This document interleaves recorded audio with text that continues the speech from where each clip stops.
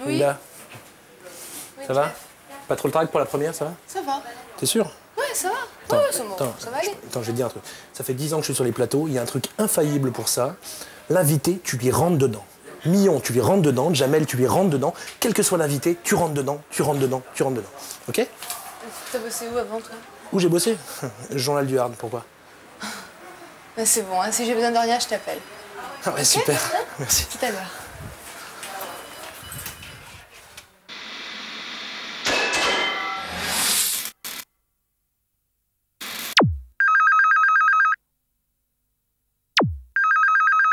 Allô? Allô? Ouais, c'est moi. Ah, ça va? Ça va? Ouais, cool. Bon, t'as vu ce qui se passe là? Tout le monde en parle. Hein. Ah non, de quoi tu me parles? Attends, tu rigoles ou quoi? À la radio, à la télé, les journaux, tout le monde en parle. Ah, le truc! Mais oui, ce matin, je suis allée au pressing. Mais attends, mais tout le monde en parle. Ah non, c'est faux, tu sais que j'ai eu le truc en ligne là, il Non. est à fond dessus. Ah oui, il en Arrête. a parlé aussi. Lui aussi, il en parle. Ah oui, lui aussi, il en parlait. Si lui, il en parle, ça veut dire que tout le monde en Ah parle. non, non, mais c'est un truc, c'est énorme. C'est énorme, je crois pas. Tout le monde en parle! Inévitable. Tout le monde en parle, non?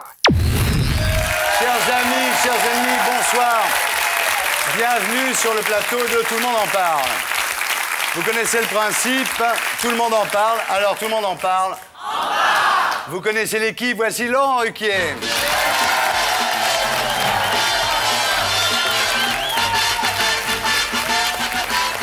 Bonsoir Laurent. Bonsoir, Thierry. Très réussi cette opération de chirurgie esthétique. Je voudrais remercier et féliciter le chirurgien, le professeur Shoshona de la clinique Azoulay. Ah pardon, à Casablanca, non. Ah, c'est Linda. Bonsoir. Et voilà. Linda Hardy, mesdames, messieurs.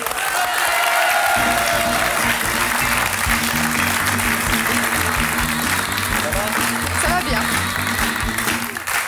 J'accueille maintenant le phénomène le plus fort dans le monde du comique depuis Coluche, Jamel Debbouze. Entre ici, Jean Moulin. Entre ici, Jean Moulin. Avec ton terrible cortège. Jamel. Entre ici, Jean Moulin. Avec Ça va très bien, oui. cortège. Entre et vous ici, Jean Moulin. Alors, c'est où les trucs? On m'a dit qu'il y avait un truc... Ah, c'est ici, tu vas ça va voir. venir. Ah, tu vas voir, tu vas voir. Enfin, je tiens à dire quand même à toutes les téléspectatrices qu'il est plus beau en vrai qu'à la télé. Moi, j'avais toujours vu à la télé. Voilà. Donc, Ouais. Eh, t'as une ouverture, là. Et merde. Quoi? Encore une. Je savais pas, j'avais la cote avec toi. C'est pour ça qu'elle t'a mais invité. bon. Et merci beaucoup, en tout cas, de ce compliment. Ça me touche. À part Jamel, nous recevons ce soir Charles Millon, Axel Red, Patrick Sabatier et Christine Aron.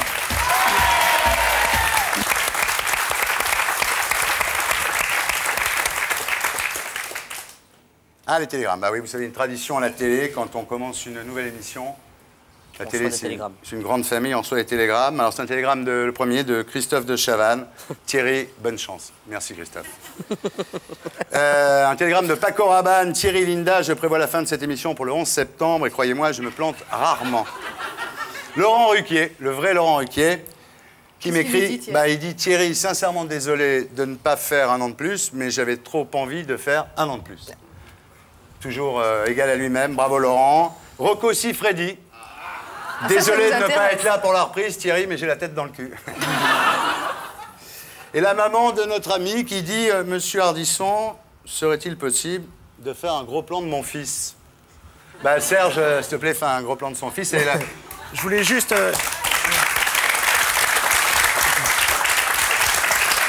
J'ai un message personnel à faire passer. Je voulais juste souhaiter un bon anniversaire à ma sœur Valérie. Très bien. Bah, puisqu'on en est au message personnel, moi je voudrais dire bonsoir à la famille Bidot qui regarde et que j'embrasse. Vous avez un message personnel, Linda, tant qu'on y est? Oh bah, moi, je fais un gros bisou à mon papa et à ma maman. Bah voilà. Et mon frère Sylvain. Bah, son Sylvain, frère je Sylvain. t'aime.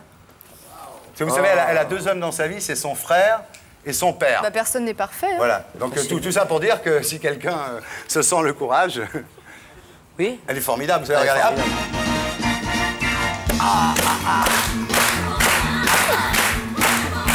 Bon, ça suffit. Bah justement, sérieux.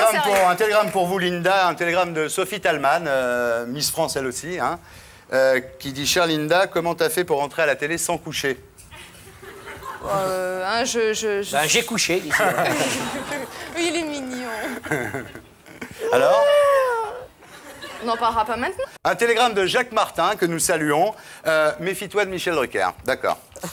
Un télégramme de Lara Fabian. Je t'aime, je t'aime, je t'aime, je t'aime, je t'aime, je t'aime. Merci, merci Lara. Un télégramme de Smaïn, qui dit « Cher Thierry, merci encore de faire de la pub pour Jamel.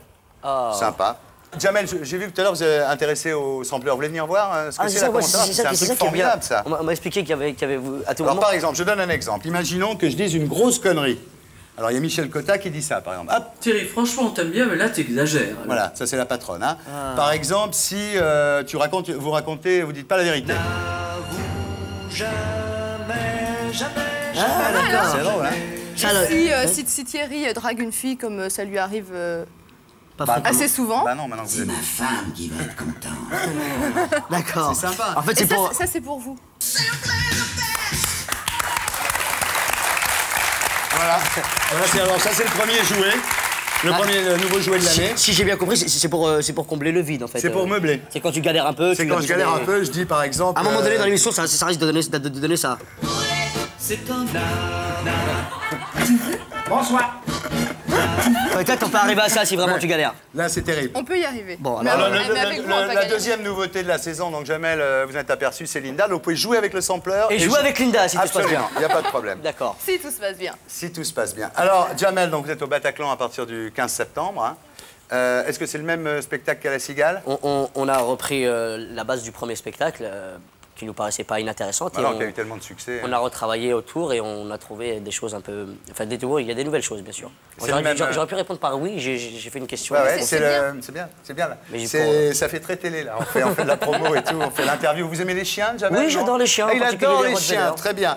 Alors, c'est le même metteur en scène? Oui, Kader Aoun. Vous pensez durer jusqu'à Noël? Si tout se passe bien. C'est déjà plus courte celle-là. Voilà. Si tout se passe bien jusqu'à Noël. Ouais. Si Linda vient pour me soutenir, Ah bah je pense Linda, que- on sera je viendrai avec là plaisir. le 15 septembre. Je C'est viendrai avec tout à fait. Alors Jamel, on s'est connus tous les deux il y a quand même quelques années maintenant. Maintenant 35 ans, minimum. 35 ans, bien sûr. Une émission que je faisais à l'époque sur Paris Dernière, non sur Paris Première, Oui, qui exact. s'appelait Paris Dernière. Tout à fait. Hein Une émission qui était bien d'ailleurs. Je crois que c'était votre deuxième télé. Oui. La première c'était Pêche d'enfer et c'était la. Ouais, c'était un truc comme ça. C'était les toutes Vous l'avez premières. pas revu cette émission depuis? Non, si vous avez les images, c'est pas bien. Pourquoi? C'est pas bien si vous avez les images. Vous avez les images, ça veut Oui, dire. Mais on a les Oui, images. comme toujours à la télé, on invite des gens, on leur montre des images qui les mettent mal à l'aise. Serge, s'il te plaît, Magnéto. Baby, you can drive my car. Yes, I'm gonna be a star. Baby, you can drive my car. Si tu viens, je me ramène tout un marmaille, là je suis assis, tu me prends la tête. Enfin, les journalistes tous les mêmes de toute manière, ils arrivent avec leur technique, leur matos, leur bricole, leurs questions. Tu sais, la dernière fois j'ai croisé un journaliste, un mec bizarre, tu vois. Tu sais, genre sournois, tu vois, genre bizarre, tu vois, genre terroriste, tu vois, genre comme lui, là, pareil. Tu sais, après il arrive, il commence à me poser des questions cheloues, tu vois, il était bizarre, tu sais, j'aimais pas, tu vois, il était bien habillé, tout ça, mais moi j'aimais pas. Et je vais te le faire, tu sais, il était chelou, comme ça. Comme ça, il a fait comme ça, écoute. Bon, écoutez Jamel, hein, moi aussi je suis votre copain, je suis de la banlieue, comme vous, Ziva, ta mère. Bon, écoutez, j'ai pas eu l'appartement, je vais droit au but sans contourner la question. Je veux que vous me parliez en toute franchise de vos problèmes économiques, socio-culturels. Car je sais, c'est pas la peine de mentir, que vous avez d'énormes problèmes à vous insérer parmi les gens normaux. Hein? Je sais que votre père tape votre mère et que vous en êtes réduit à vous servir de caddie comme moyen de locomotion. Dites surtout pas que c'est pas vrai, j'ai des preuves. Tu sais, ça m'a chauffé grave, j'étais vénère grave. Tu sais, comme lui, là, tu me chauffes grave tout à l'heure. Après, bon, je l'ai regardé, je lui dis l'autre brontosaure, là, l'autre brontosaure. D'abord, d'où que tu me vois? On n'a jamais volé des câlins ensemble, que je sache. D'accord? Hein, d'où que tu me vois? D'abord d'une, je lui dis, je me demande quelle est cellule des deux qui a le plus de mal à s'insérer parmi les gens normands. Moi avec mes caddies, ou lui avec sa plume sur la tête, là. De deux, c'est pas mon père qui tape ma mère. C'est ma mère qui tape mon père. Jamel Debbouze dans Paris Dernière. C'était quand j'étais en CM2, ça. Ouais, ah ouais, c'était. C'était il y a très très longtemps. Je me souviens de cette émission. Non, sérieusement, ça vous embête de vous voir? Non, non, pas du tout. Non, mais à la télé, moi, je me regarde pas. C'est-à-dire que je suis toujours un peu critique sur ce que je fais les choses et souvent je les trouve pas bien après. Et là, je trouve ça pas bien du tout. Ah bon. Bon alors Jamel, là, ce qu'on vient de voir, donc c'était la deuxième télé. Après, on va pas raconter votre carrière parce qu'elle a été racontée en long et en large. Il y a eu Nova, il y a eu Paris Première, une autre émission qui était l'émission Nova sur Paris Première. Il y a eu H, NPA, le cinéma avec Zonzon, et puis Le ciel, les oiseaux et ta mère, qui avait quand même 1 million, pardon. 10 millions d'un million. 10 millions d'entre 10 millions 10 millions de millions. Mais NPA, Canal+, c'est un alibi pour vous ou c'est l'inverse? Parce que des fois, j'ai vu dans les interviews, on vous demandait souvent est-ce que vous ne pensez pas être l'alibi de Canal+. Moi, j'ai plutôt l'impression que finalement, c'est Canal+, qui est votre alibi pour regrouper des gens. Je suis rentré à Canal+ uniquement et simplement pour l'argent, faut pas l'oublier, et les meufs. Et les meufs. Et ça apporte quoi? Et ça a marché? Non, mais pour être un peu plus sérieux, on m'a souvent posé la question, tu ne trouves pas que t'es le quota de Canal+, le quota robot de Canal+. Je pense vraiment pas. Je pense qu'Alain de Greff m'a engagé parce qu'il croyait en moi. Enfin, j'espère. Enfin, je suis sûr même. Qu'est-ce que je dis comme non, mais c'est un échange de bons procédés finalement. Oui, de toute manière, comme dans toute association qui fonctionne bien, tu vois. J'y gagnais et eux aussi. Mais c'est sûr qu'au début, on pouvait se poser la question. Et en fin de compte, non.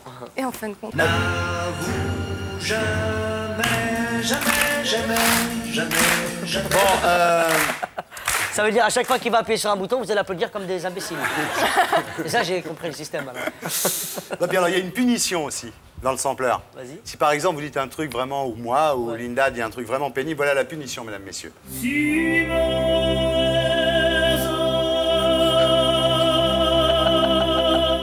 Il faut faire attention à ce qu'on dit, c'est Imouvrini. Voilà. Moi, j'ai pas intérêt en Corse parce que vous, tu vois. Ah non, mais alors à chaque fois que je dirai une connerie, il y aura ça. Il y aura ça, ouais. Et quand tu dis un truc génial, il y aura ça. Bon, alors, la gloire, vous parlez beaucoup de votre gloire, la Mercedes, tapis rouge au bain-douche, etc. Tu sais, j'en parle pas, moi. Non, les gens on vous en fait parler, oui. Oui. Mais vous avez quand même, il y a un truc plus intéressant, c'est que vous avez quand même une méfiance. Paris, vous appelez ça le côté obscur. C'est quand même une méfiance de Paris, non? C'est vrai. Hein? Mais c'est vrai, j'habite à Trappes, dans les Yvelines, et on débarque dans une jungle, véritablement. Je suis pas là à faire... tu sais très bien comment ça se passe, Thierry. Fais pas ton petit malin, s'il te plaît. Je sais, mais ouais, tout était inaccessible et d'un coup, tout s'ouvre. Donc forcément, tu te méfies, tu prends tes distances. avec les filles, ça se passe bien maintenant? Un peu mieux. Un peu mieux? Un peu Mais mieux. je galère encore, vraiment. C'est vrai? C'est un beau moment, c'est une... Alors, je trouve que ça tombe à point. Il faut que j'arrête parce que sinon je vais passer la soirée avec ça. Ouais, non, j'ai une question. Si aujourd'hui, une fille ou une jeune femme que vous avez draguée il y a 5 ans et qui vous avez jetée, vous draguez à son tour aujourd'hui? Je la jette, plus aucun intérêt. C'est vrai? Ah non, faut passer... non, je passe à autre chose maintenant. Maintenant, c'est Linda que je vis. Non, mais bien sûr que non. Bon alors, il y a une chose que... Oui, pour répondre à ta question, oui. Mais vous les détectez comment, les filles intéressées? Non, mais je sais pas. Ça se détecte, hein? Les filles intéressées, moi, sincèrement, je suis très naïf de ce côté-là. Je prends pas le temps de détecter quoi que ce soit. Dès qu'elles s'intéressent à moi, je fonce. Mais non, blague à part. Mais c'est vrai que non, j'habite toujours à Trappes, j'ai pas bougé, je rencontre des filles avec qui je sors. Vous allez quand même de moins en moins souvent à Trappes. J'habite encore là-bas, j'y vais tous les soirs. Ah ouais, à tous Trappes. les soirs? Oui, je rentre tous les soirs. Mais de plus en plus tard, vous repartez de plus en plus tôt. Oui, forcément. Alors, il y a une phrase, moi, de vous, Jamel, que je trouve très très bien, c'est quand vous parlez de Paris, vous dites c'est comme dans le film, quand Charlton Heston descend du mont Sinaï où il a reçu les 10 commandements, vous dites pas Moïse, hein, vous dites Charlton Heston, ce qui est très symbolique, quand il a reçu les 10 commandements, il descend comme ça, il descend du Sinaï, il voit tous les Hébreux en train d'adorer le veau d'or. Et ça, c'est un peu l'image que vous faites de Paris, finalement. Ben ouais, parce que c'est vrai, sincèrement, j'arrive là depuis 2-3 ans dans un univers que je connaissais pas. C'est-à-dire, on se faisait recaler matin, midi et soir dans toutes les boîtes. Toutes les boîtes que j'ai fait sans exception, je te dis, je me faisais recaler en bloc. Pas toutes les filles sans exception, mais on avait du mal avec les filles aussi, pareil. On n'avait pas l'argent qu'il fallait pour avoir les sables qu'il fallait, on n'était pas dans le coup, donc on était mis à l'écart. Et maintenant, d'un coup, tout le monde s'intéresse à moi et tout le monde fait attention à ce que je dis. C'est formidable. Tu vois, que je te dise. Mais... Alors, Jamel, on va maintenant finir un petit peu cette... parce qu'après, on va passer une vraie interview. On va finir un peu avec un extrait, moi, qui m'a beaucoup plu. C'est quand vous étiez à Cannes. C'est d'ailleurs comme l'émission Paris Dernière réalisée par Sylvain Bergère. C'est le Journal de la Nuit. Et on vous voit face à face avec le plus grand comique français, Laurent Gérard. Magnéto, Serge, s'il te plaît. Un bouffon, un vrai bouffon. Un mec qui se croit super drôle. Ah non, ça profitait, il y avait l'homme. C'est pas vrai, tu vas pas t'emmerder. Il y a un des hommes les plus drôles du monde. Ah bah non. Si, bien sûr. Toi, bien sûr. Vous me faites marrer. Je travaille pas sur Canal+, je peux pas être drôle. Effectivement, mais on peut pas être parfait de toute manière. Bon, on peut pas être parfait. Excusez-moi, j'ai envie de manger. Pourquoi? Qu'est-ce qu'il a contre Canal+? Tu as posé la question, Jamel. Ah non, ce serait trop long. Vas-y, dis-nous qu'est-ce qui va pas. Ce que j'ai, c'est qu'on peut pas bouffer sans qu'il y ait une caméra. C'est vrai?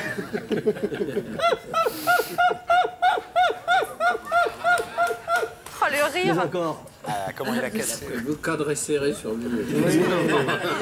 Mais encore. Avec un décor anonyme. Vous nous faire l'imitation de John Hallyday ou pas? Oh non, arrête. S'il te plaît, fais-nous marrer. Tu peux pas faire ça? C'est vrai? En fin de repas, c'est lourd? Bon. Tout le monde doit te le demander, de toute manière, ce genre de truc. Hein? Non, en tout cas, je tenais juste à te dire que t'étais l'un des mecs les plus drôles de France. Merci. Je te jure. C'est gentil. Voilà. Ça, c'est vrai. T'as de la chance, en plus d'être super bien accompagné. Il dîne dans des endroits somptueux. C'est la classe. Oui, mais après, tout le monde s'encule. Tu vois que c'est l'homme le plus drôle de France. Et ben voilà. Hey.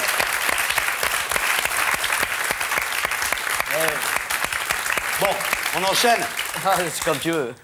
Alors, donc, vous avez, comme je disais tout à l'heure, vous avez beaucoup raconté votre légende. Vous avez un discours très au point, d'ailleurs, quand on voit à la télé ou quand on lit vos déclarations dans la presse. Discours très au point, c'est parce qu'on pose tout le temps les mêmes questions. Voilà, c'est justement ce qu'on va éviter, parce que vous dites que vous avez un personnage très construit. Vous dites évidemment, mon personnage est construit de toutes pièces, parce que si j'étais comme lui, j'aurais une chambre à Sainte-Anne depuis longtemps. Bien évidemment. Bien évidemment. Alors, on va vous poser des questions qu'on n'a pas l'habitude de vous poser à la télé. Ah, ça fait plaisir, par contre, Thierry. Voilà. Quoi, Est-ce par qu'on exemple peut baisser un peu la lumière? Oh merde. J'aime pas les traquenards comme ça. Tu vas me poser quoi? Est-ce que je peux avoir un canif ou un couteau suisse? Un couteau suisse, c'est possible ou pas? La régie? Bande d'enfoirés, vous êtes tous avec lui. Non, mais une question simple, là, vous pensez à quoi, là, maintenant, là? Tout de suite? Tout de suite. Ah, non, mais franchement, hein. Non, c'est vulgaire, ma parole. Non, mais dites-le, c'est pas grave. Je peux pas, Linda va me... Je m'en doutais. C'est un rapport un peu avec toi, Linda, excuse-moi. Non, mais on peut se lâcher, hein, pas de problème. Non, je te jure, non. Bon. Ah, je rigole. Tout de suite, là, comme ça, je me demande ce que tu vas me poser comme question. Bon, ben voilà, donc qu'est-ce que tu penses le matin quand tu te vois dans la glace, quand tu te réveilles? La première chose que tu te dis quand vous vous dites, pardon, quand vous vous voyez? Je me dis, putain, si je faisais 10 cm de plus, je serais mannequin. Déjà, c'est pas impossible. Si je me dis, je ferais 10 cm de plus, je pense que je serais Greg Hansen. Quand vous étiez petit, vous vouliez ressembler à qui? Quand j'étais petit, je voulais ressembler à Tony Montana dans Scarface. Ouais. Excusez-moi. Tu as vu le film Scarface? Ouais, bien sûr. Je voulais être lui. Ouais. Comme plein de mecs de mon quartier. Ce qui vous énerve le plus chez vous? Ce que je supporte pas, c'est difficile, c'est dur de répondre à cette question. Bah oui. Mon manque de subjectivité, je pense. Ouais. J'aime pas ma subjectivité. Ouais. Je trouve qu'elle est pas assez adéquate. Ouais. Oh putain, que des mots compliqués là. Subjectivité, adéquate. Oula. J'avais du vocabulaire. Est-ce que vous supportez pas chez moi? Qu'est-ce que vous supportez pas chez moi, Thierry Ardisson? Pourquoi tu t'habilles tout le temps en noir? Pour être sûr qu'on me reconnaisse. Non, c'est pas pour ça. Arrête de me dire pourquoi vous mentez, Thierry. C'est pourquoi? Faut pas mentir comme ça. Parce que ça mincit. Non, c'est parce que ça mincit. C'est parce que ça m'assit. Ouais, bah en fait, t'as un gros là. Bah ouais. Non, vous faites du sport depuis quelque temps. Bah j'ai un coach. Et le noir, ça amincit. Bah le noir, ça amincit, oui, bien sûr. La preuve. Et chez Linda, qu'est-ce que vous supportez pas? Chez Linda? Ouais. J'ai vraiment pour l'instant rien du tout. Je supporte tout pour le moment.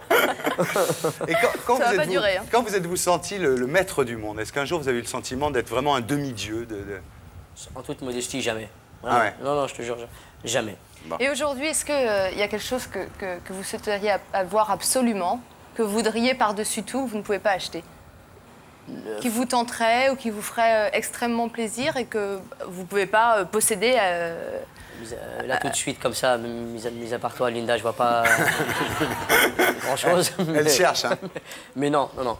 Quelle est l'insulte qui vous a fait le plus mal, en fait, dans votre vie? Espèce de sale arabe. Ouais. Enfin, qui m'a fait le plus mal. C'est le truc que je supporte pas du tout. Que j'entends de moins en moins maintenant. Mais je le jure, mais c'est vraiment hyper relou à entendre. Et quand vous écrivez une autographe, vous écrivez quoi maintenant? Ça dépend, si c'est des filles ou des garçons. Oui, déjà, oui. Si c'est une fille, je marque gros bisous, Jamel Debbouze, je fais un cœur. Ouais. Si c'est un garçon, je marque dégage. Debbouze, dégage. C'est facile en même temps. C'est facile, la télé. Le mec est là. Est-ce que vous êtes déjà sorti avec la copine d'un copain pour voir si vous avez un peu de morale quand même? Pourquoi tu veux... Tu mets les pieds dans le plat, là, c'est d'actualité, merde. Merde. Non, non, pas du tout, jamais. Et avec le copain d'une copine? Avec le copain? D'une copine? D'une copine, non. Encore moins, bon. Si par exemple vous trouvez un porte-monnaie avec 500 francs dedans par terre, vous faites quoi? Maintenant, je le rends. Ouais, avant vous le gardiez? Ouais. C'est bien, c'est honnête, bravo. Je te jure, maintenant, je le rends. Vous le gardez? Moi, je le rends parce que je pense à la pauvre vieille qui... Non, mais oui, je vous en prie. j'étais en Turquie et je trouve... J'avais pas encore autant d'argent qu'aujourd'hui. Et je trouve un portefeuille, mais super blindé d'argent plein et épais, tu sais. Ouais. Et c'était une demoiselle qui était là, qui travaillait dans l'hôtel où j'étais. Elle vendait des pellicules, je me rappelle. Je prends le portefeuille, je dis je rends pas. Et je dis allez, je rends. Je te jure, j'y vais, je rends. Et je fais la queue pour lui rendre, Et à un moment donné, je te jure, alors j'arrive, je rends le portefeuille, et puis je lui dis, excusez-moi, je pourrais avoir cette pellicule? Elle me dit, tu peux faire la queue comme tout le monde, ouais. Je la regarde comme ça, je dis, mais pourquoi, bordel de merde, j'ai rendu à cette connasse-là? Je te jure, ça m'a énervé. Est-ce que vous seriez prêt à tout quitter pour le grand amour? Ah, ça se discute. Sérieux, là? Ouais, vraiment, ça se discute. Parce que je peux rien faire d'autre, moi. Tu sais, je peux pas être ni plombier, ni mécanicien, je peux pas me lever à 8h du matin et finir à 17h. Mais pour elle, peut-être. Ah, si vraiment c'est le grand amour. Hein, grand amour. Grand amour. Ouais. Je lâche tout. Oh, putain. Donc le grand amour n'est pas encore arrivé? Non. Merci. Bon, Jamel, un héros, ce Jamel, un héros. Est-ce que, si vous étiez ruiné, plus du tout d'argent, enfin vraiment plus une thune, est-ce que vous seriez prêt à tourner dans un film porno? Oh, aucune chance. Ah ouais. Pour un truc très simple, jamais je serais ruiné. J'ai une famille assez solidaire et dès qu'il y a un problème, ils sont là. Vous serez jamais obligé? Jamais, je pense. Est-ce que vous préféreriez faire l'amour avec une fille très laide ou un mec très beau? Compliqué comme question. Mais que ouais, c'est ça, faut pas arrêter. Des questions. Alors c'est toi qui écris les questions ou comment? Oui, c'est moi qui écris les questions. Pour trouver des questions comme ça, si tu veux. Mais faut prendre du Doliprane. Parce que la douleur, faut stopper la douleur. Ou de la morphine, faut prendre de la morphine, c'est bien, ça stoppe la douleur. Et tu préfères faire la... Non mais sérieusement, de toute façon, c'est où l'homosexualité ou une fille très laide, quoi? Est-ce qu'entre une fille très laide ou un mec très beau, vous choisiriez quoi? J'irais plus vers la savonnette, moi, très en toute simplicité. Et entre une Miss Monde et 3 Miss France, vous prenez quoi? Je pense que je prends 3 Miss France. 3 Miss France. C'est gentil pour moi. C'est gentil pour Linda. Vraiment. Merci. Je prends 3 Miss France. Si vous aviez 24 heures à vie, vous feriez quoi? On vous dit vous allez mourir dans 24 heures, vous feriez quoi? Je te jure, je vais auprès... C'est flair bleu, tout ce que tu veux, mais c'est la vérité, je vais auprès de ma maman. Ouais. Et je reste avec elle 24 heures. Ouais. Je l'attrape comme ça, je la serre comme ça, je reste là, je bouge pas 24 heures. Vous lui mentez jamais à votre maman? Non. Pourquoi? C'est l'une des rares personnes à qui je mens pas. Pourquoi? Parce que elle le sait tout de suite quand je mens. Parce que je fais des petits... Quand je mens, j'ai chaque ligne un peu... Maman, je vais travailler. Merde. Ah ouais? Tu fous de ma gueule? Alors, il y a un truc chez vous qui est très étonnant parce qu'aujourd'hui, à la télé, à la radio, les gens osent plus dire qu'ils sont croyants, catholiques. C'est un peu passé de mode, puis c'est un peu ringard. C'est bizarre, et c'est des gens comme vous, qui osaient dire finalement, beaucoup plus que les catholiques, bah, moi je suis musulman, je suis croyant, évidemment je fais un petit peu des... C'est d'autant plus difficile qu'en ce moment on n'a pas trop la cote. De ce côté-là, les intégristes ne font pas une super bonne publicité. Bah, nous non plus. Hein? Nous non plus les cathos, les intégristes ils nous font pas une bonne Oui, publicité. mais on parle un peu plus de nous que vous en ce moment. Ouais. Alors ferme ta gueule. Excuse-moi. Non, mais c'est vrai que non, j'ai aucun problème avec ça. J'étais baigné là-dedans. Mes parents m'ont élevé avec ces traditions-là. Je suis musulman, je l'assume, et c'est un truc que je vis très bien parce que l'islam est une religion qui est très tolérante, très ouverte, et je la kiffe. Je trouve que c'est la classe d'être musulman. Ouais. Est-ce que vous buvez pas, vous fumez pas? Non, je bois pas, je fume pas. Ah ouais, c'est sérieux, dis donc. Vous pratiquez les 5 prières par jour, par exemple? J'essaye du mieux que je peux, mais comme je rentre tard, des fois, c'est délicat. C'était quand la dernière, là? C'était le mois de novembre dernier. La vraie dernière prière, non, c'était ce matin. Ouais. Ah oui, donc 5, c'était entre 8 et 9, vous en avez fait 5? Non, ce matin, je me suis levé, il était 10h, et tu sais, il y a des heures précises à laquelle il faut faire la prière. Et là, non, mais je demande la dernière. Ah, la dernière, c'était ce matin, alors j'en ai encore 4 à rattraper. Si oui, tu voilà, fais c'est ça. C'est bien ce que... Il n'est pas couché, hein? Tu m'as l'air d'être très vif. Dis donc, vous voudriez être réincarné en quoi? Moi? Ouais. Julien Courbet? Ah non. Ah non, si je devrais être réincarné en quelque chose, ça serait en guépard. En guépard? C'est bien le guépard. C'est bien. Parce qu'il a la classe, le guépard, dans la savane. Je trouve. Il est bien habillé, le guépard, je trouve. Il a des beaux habits. Est-ce que vous avez menti depuis le début de cette émission-là? Non, franchement, non. Pas encore? Non, je te jure, non. Pas encore. Bah, c'est bien, je suis ravi, merci. C'était donc l'heure du New Lumière. Alors maintenant, avant de passer à notre invité suivant, mais bien entendu, vous restez avec nous, je voudrais... Pardon, vous voulez dire quelque chose? Sincèrement, je voulais dire que j'étais agréablement surpris par ce genre de questions parce que je n'ai pas l'habitude qu'on me les pose. Ben voilà. C'est bien, Thierry, t'es un mec bien. Enfin, alors, avant de Quand passer... je dis que t'es un mec bien, je me comprends. Avant de passer à notre invité suivant, bien entendu, bien sûr, Jamel, vous restez avec nous. Qui c'est l'invité suivant? Charles Millon, justement. Voilà, je me barre. Non, Jamel, restez. On va regarder.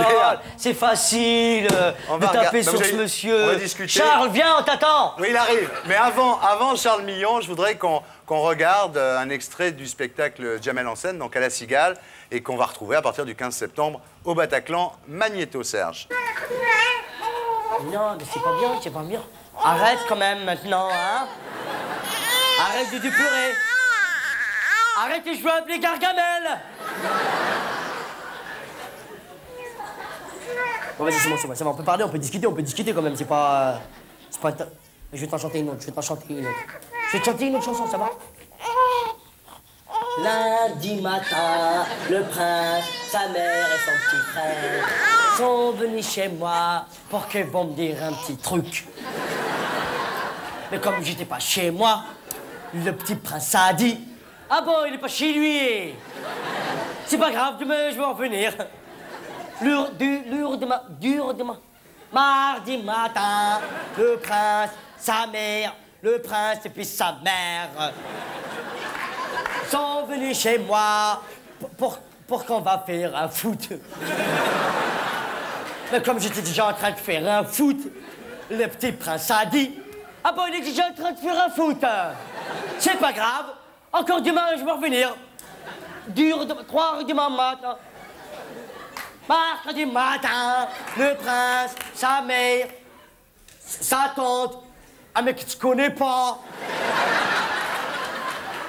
et puis un autre mec, sont venus chez moi pour que je leur rende leur argent qu'ils m'avaient prêté. Et comme je vais gaspiller tout l'argent qu'ils m'avaient prêté, le petit prince a dit: ah bon, il a gaspillé tout l'argent que je l'avais prêté. Oh là là, je reviens demain, je lâche pas l'affaire.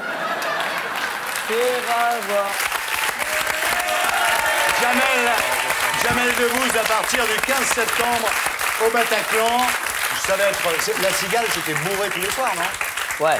Hein? Alhamdoulilah, comme on dit chez moi, c'était plein. Mais le Bataclan, c'est un autre pari. Hein. Il y a beaucoup plus. C'est sur 4 mois et on attend 80 000 personnes. Ah ouais? Donc je vous en supplie, venez. Putain, nous, on sera là. Hein. Nous, on sera parmi les 80 000. Merci. Très bien. J'accueille maintenant notre invité suivant. Jamel, vous restez avec nous. Charles Millon.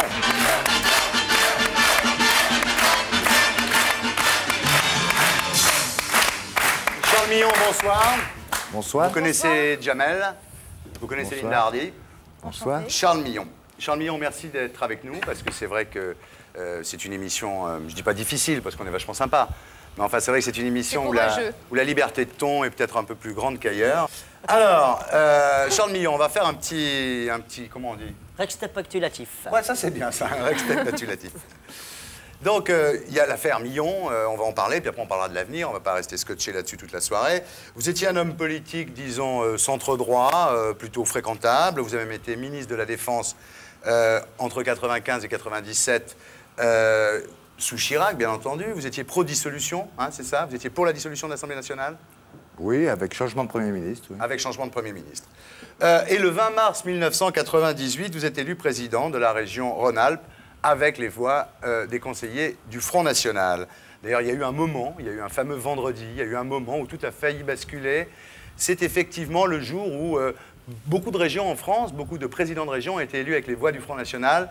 Et Madeleine a dit, d'ailleurs, en parlant de ce fameux vendredi, plus rien ne sera jamais comme avant. Et puis, on peut penser que Jean-Marie Le Pen, en exigeant la présidence de PACA, a fait échouer l'affaire. On peut se demander s'il n'était pas lié, comme on l'a dit souvent, à l'objectif, disons, de la gauche. Donc vous avez été, à partir de là, entre guillemets, le président élu grâce au FN. Donc ça vous est resté comme ça collé. Je disais, j'ai un projet politique, j'ai présenté mon projet politique. Il y a un certain nombre de voix qui se sont portées sur ce projet. C'est pas parce que les voix viennent d'ici ou de là qu'on va en fait remettre en cause le projet qui avait obtenu le soutien de la majorité des Rhône-Alpins. Vous savez, lorsqu'un communiste dit le soleil brille et que effectivement le soleil brille, ce n'est pas parce que je ne suis pas d'accord avec lui que je vais dire qu'il pleut. Et lorsque quelqu'un du Front National dit il pleut et qu'effectivement il pleut, c'est pas parce qu'il est du Front National que je vais dire qu'il fait beau. Vous dites quand on est élu, on est élu, peu importe d'où viennent les voix. Alors en même temps, c'était pas seulement un hasard, c'est une stratégie parce que vous dites le Front National est légal, l'État donne chaque année 41 millions de francs au Front National, donc c'est un parti légal, il n'y a pas de raison, s'il est légal, qu'on ne s'associe pas avec lui. Après tout, François Mitterrand avait bien fait la même chose avec le PCF dans l'union de la gauche.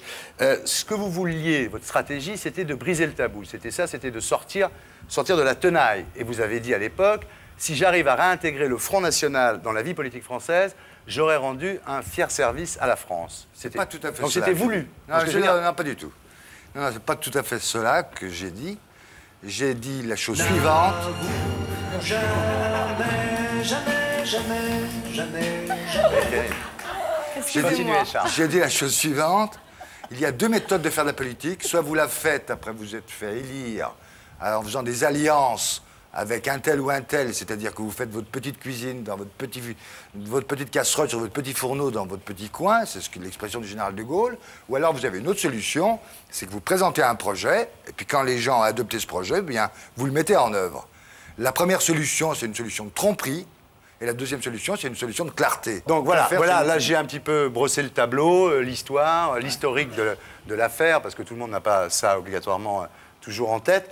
Moi, j'ai qu'une question à vous poser, en fait. Est-ce qu'aujourd'hui, vous pensez que vous avez fait une boulette, une grosse connerie, ou est-ce que vous le regrettez, donc, en l'occurrence, ou est-ce que vous pensez que vous aviez raison? Voilà, c'est la seule question, finalement, enfin, pas la seule, mais c'est la question peut-être principale que j'ai envie de vous poser ce soir. Appuyez sur le bouton, puis vous mettez « Je ne regrette rien ». Ah, on l'a pas, je ne regrette rien. On n'a pas, on est désolé. Bon, on vous invitera on mettra « Je ne regrette rien ». Je ne regrette rien, mais vous n'avez pas répondu à la question, monsieur. Je ne regrette rien. Non, je ne regrette rien. Donc, vous ne regrettez pas, finalement. Pas du tout, non. Vous dites pas aujourd'hui... j'ai fait une erreur, j'aurais pas dû faire ça comme ça parce que c'est. On peut faire des erreurs marketing. Regardez la Smart, c'est une erreur. Tout petit soupçon de regret, rien du tout. Ah non, je ne regrette rien. Si j'avais regretté quelque chose, j'aurais démissionné. Bon, c'était pas une connerie, je regrette pas, j'assume ce que j'ai fait, très bien. Mais dès le début, quand même, et pas seulement la gauche, puisque Chirac vous a dit. Vous a téléphoné pour vous dire Charles, t'as fait une connerie. Chirac qui vous appelle sur votre portable. Voilà, et qui lui dit Charles, t'as fait une connerie. Raymond Barre, qui a toujours été votre mentor en politique dans la région, n'était pas solidaire de. Raymond Barre, il vous appelle sur votre portable. Voilà. C'est la classe quand même. Donc, ce que je veux dire, Charles Millon, c'est qu'il n'y avait pas seulement la gauche qui était contre ça. Il y avait aussi des gens de votre bord, des gens de la droite, non? C'est ce qu'on appelle le politiquement correct. Ouais. C'est-à-dire que personne... Moi, je pose des questions, il me met dans le ventre. Non, Jamel! Revenez! Après, on dit c'est de ma faute, alors... Jamel! Non, je rigole, Charles, vas-y, balance. C'est ce que... Allez-y, Charles. C'est ce qu'on appelle le politiquement correct, c'est-à-dire que vous avez un certain nombre de personnages politiques, quel que soit le poste qu'ils occupent, qui n'osent pas aller contre des tabous ou une pensée conforme. À partir de là, vous avez été diabolisé, ostracisé, vous êtes devenu un peu le paria de la classe politique. Il y a eu des moments difficiles. Quel a été le moment le plus difficile? Est-ce que le monument à la mémoire des enfants juifs à Isieux, où on vous a interdit de vous approcher? Tout à fait. C'est sans doute le moment qui a été le plus émouvant et le plus triste, parce que j'ai consacré une bonne part de ma vie à cette cause, de ma vie politique. Je m'y suis investi. Oui, je suis très triste. Et puis vous avez créé ce parti qui s'appelle La Droite. Alors la droite, vous savez quand même qu'en France, c'est un gros mot depuis 1944, la droite. Depuis 1944, depuis 1789, oui, c'est vrai, puisque vous n'avez... La droite, tu dis à quelqu'un... Maintenant, on dit, va te faire droiter. C'est vrai, exact. Non, mais je sais pas, quand on dit la droite en France, les gens entendent tout de suite vichisme, voire nazisme. Enfin, la droite, depuis 1944, vous savez, la droite a perdu la guerre, on pourrait dire. Même déjà en 1947, quand De Gaulle faisait de l'affichage pour son parti qui s'appelait le RPF à l'époque déjà, il y avait des gens qui faisaient des croix gammées sur les affiches de Gaulle. Donc je veux dire, oui, la droite, c'est la provocation d'appeler un parti la droite, non? La droite s'est complexée, elle n'a pas voulu porter les valeurs auxquelles elle croit, qui sont la valeur de liberté, d'autonomie, de responsabilité, d'initiative, des valeurs telles que les valeurs familiales ou les valeurs entrepreneuriales. Elle s'est complexée parce qu'on lui disait... Si tu te dis de droite, tu es un pétiniste, tu es un fasciste.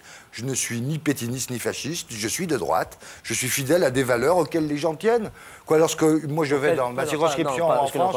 Attendez, pas tous les gens. Mais pas tous. Non, parce que je respecte tous ceux qui sont à gauche. Vous voulez dire quelque chose là, sur la... il faut que la droite puisse se dénommer pour exister. Non, moi la politique, ça m'intéresse pas trop, véritablement. Oui, justement, c'est vrai, on en parlera tout à l'heure d'ailleurs avec quelqu'un qui va venir nous voir. Mais c'est vrai que vous n'avez pas... on peut pas dire que vous avez une grande conscience politique, parce que vos sketchs, ils parlent plutôt du Nutella. Non, il parle plutôt du Nutella, mais il y a quand même quelque chose derrière. Arrêtez, que connerie, merde. Non. Il se venge. Non, mais quand je dis de 5 litres. Et quand je dis je ne suis pas de la politique, c'est parce qu'il m'intéresse pas. C'est pas pour vous que je dis ça. Mais j'ai jamais connu, depuis que je suis en âge de comprendre, un homme politique qui a tenu ses engagements jusqu'au bout et qui m'a prouvé que ce qu'il disait c'était vrai et qu'il pourrait changer les choses. Vous en pensez quoi de Jamel quand, par exemple, Charles Millon est contre le vote des immigrés?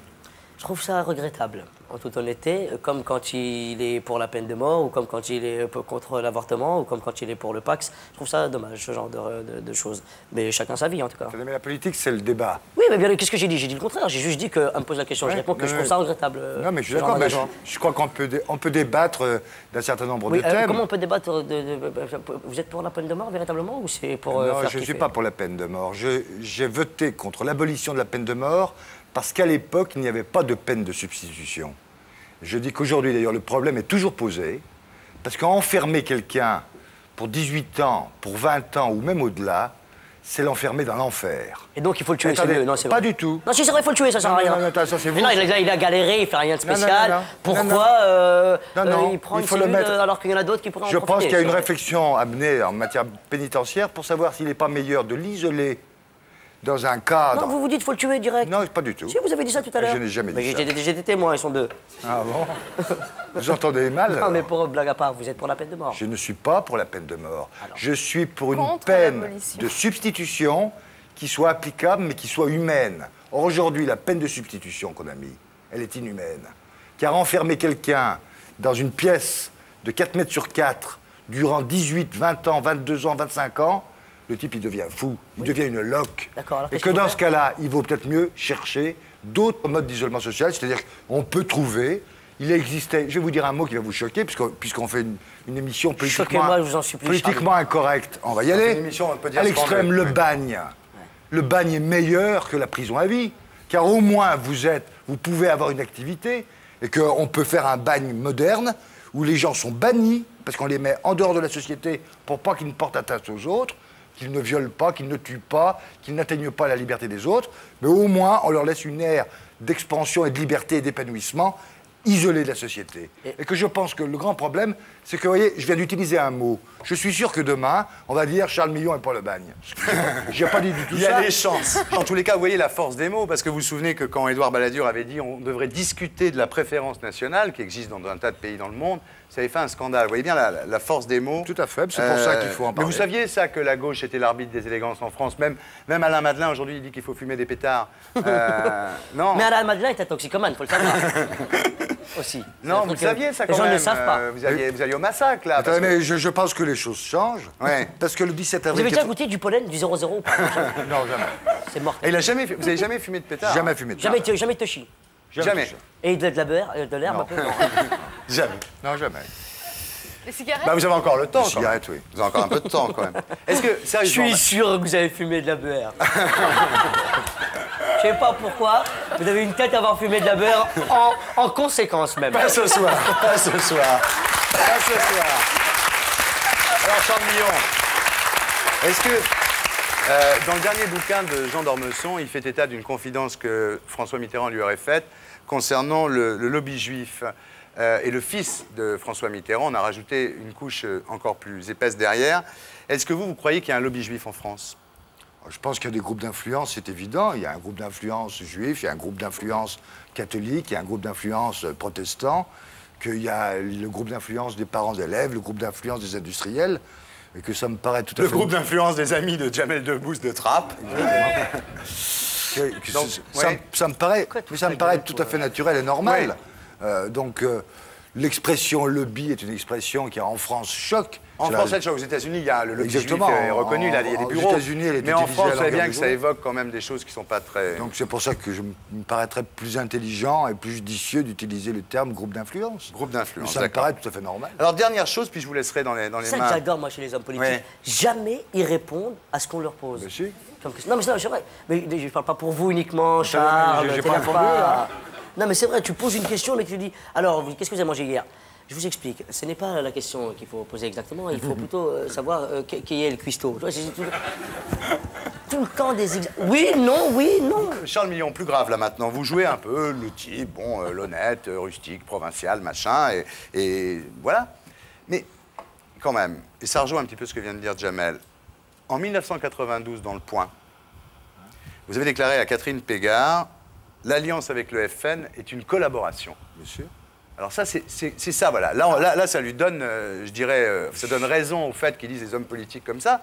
Parce que vous dites en 92, l'alliance avec le FN est une collaboration, et puis en 98, finalement, on accepte tout à fait votre explication. Mais enfin, vous gouvernez la région avec les voix du FN. C'est pas une collaboration, ça? Ça n'a rien à voir. Ah bah expliquez-nous. Alors là, on bien comprendre. Là, on attend. Ah bah, je vais tout vous expliquer. Là, on attend. Je suis tout oui. Une alliance, c'est quoi? C'est deux personnes qui se mettent ensemble, qui se font des concessions les unes les autres, qui disent « je te donne ça, tu me prends ça », et qui après disent « on va gérer ensemble ». L'autre solution, c'est une personne qui arrive, qui dit « voilà, quelles sont les actions que je veux engager, qui veut les soutenir ?» Sans compromis, sans concession, sans discussion. Je ne change rien à mon projet. Et à ce moment-là, il y a une majorité qui dit « ok, je soutiens ce projet ». Dans le premier cas, vous avez des compromis et vous avez un renoncement à vos valeurs. Dans le second cas, vous restez fidèle à vos valeurs et vous ne changez rien à votre comportement politique. Ça vous convainc, Jamel? Autant je ne m'y connais pas en politique, autant je trouve que c'est une excuse bidon, vraiment. Non, il dit, ou on monte le coup ensemble, et là on est complices, voilà. Ou alors moi je décide du coup, et si tu te mets avec moi, bah... Voilà. Donc ça veut dire qu'on s'allie avec les gens qui se ressemblent, s'assemblent en même temps. Vous connaissez ce dicton? Non, on s'allie avec des personnes qui ont les mêmes valeurs et convictions que vous. Oui, donc on parle là du FN. Vous avez donc les mêmes valeurs et les mêmes conditions que vous. Non, je viens de vous expliquer. Attendez, il faut que je recommence. Ouais, il y a deux solutions. Petit A. La première solution... Quelqu'un a paperboard ou pas? Parce que alors maintenant, donc, on passe à l'Hardiview. Serge Calfon, on peut baisser un petit peu la lumière? Linda Hardy, mesdames, messieurs. Alors, Linda. Alors moi, je vais vous poser, je vais vous interviewer d'une manière un peu plus intime. J'espère que vous allez vous prêter au jeu. Donc, d'abord, on sait qu'en général, les hommes politiques sont de grands séducteurs, qui plaisent beaucoup aux femmes. Donc moi, je voudrais savoir, par exemple, qu'est-ce qui fait, aux yeux des femmes, que vous, Charles Millon, vous êtes a priori plus attirant qu'un Thierry Ardisson ou qu'un Jamel, qui sont pas mal, en fait. Comment est-ce que vous expliquez ce... Non, non, moi je trouve t'as la classe avec ta cravate de toutes les couleurs. Comment est-ce que vous expliquez ce succès? C'est vrai que le pouvoir politique... Le pouvoir attire les femmes. Vous pensez que le pouvoir attire les femmes? Le pouvoir attire tout le monde, et en particulier les femmes. Plus que l'argent? Le pouvoir, les lumières, l'argent. Est-ce qu'on séduit une femme comme on séduit un auditoire? Je crois, ouais. C'est-à-dire? Le rapport les armes sont les mêmes? Non, le rapport avec une salle et le rapport avec une femme sont très, très, très proches. C'est-à-dire que lorsque vous faites un discours, non seulement vous voulez convaincre avec des arguments, mais vous essayez de convaincre aussi avec des sentiments, avec des... Oui, c'est-à-dire que c'est la passion, quoi qu'il en soit, que ce soit la passion de son métier. Ou... Quand vous draguez une gonzesse, par exemple, vous lui dites si tu sors avec moi, je te baisse tes impôts, peut-être ça, non? Ça, c'est l'inverse. Est-ce que vous avez été déjà victime de harcèlement sexuel? Non. Ben, c'est ce soir. Oh, c'est pas... Linda, continue. Si, bon, on sait que vous êtes mariée à Chantal Delsol depuis maintenant 29 ans, presque 30 ans, c'est ça? Si vous n'étiez pas mariée, que vous étiez tombé amoureux d'une femme politiquement opposée à vos idées, est-ce que ses propres idées et cette opposition auraient été une entrave à votre relation? Est-ce que vous pensez qu'il faut... Franchement, je pense que pour pouvoir se marier avec quelqu'un, il faut avoir un même projet de vie. Vous auriez jamais pu épouser une fille du PC, par exemple? Ah ben, je pense que j'aurais eu quelques petits problèmes, parce qu'on n'aurait pas eu la même conception. Fou d'amour. Non, mais la fille, elle vous plaît, vous l'adorez, elle est belle, vous faites l'amour merveilleusement avec elle, et elle est du PC. Qu'est-ce qui se passe?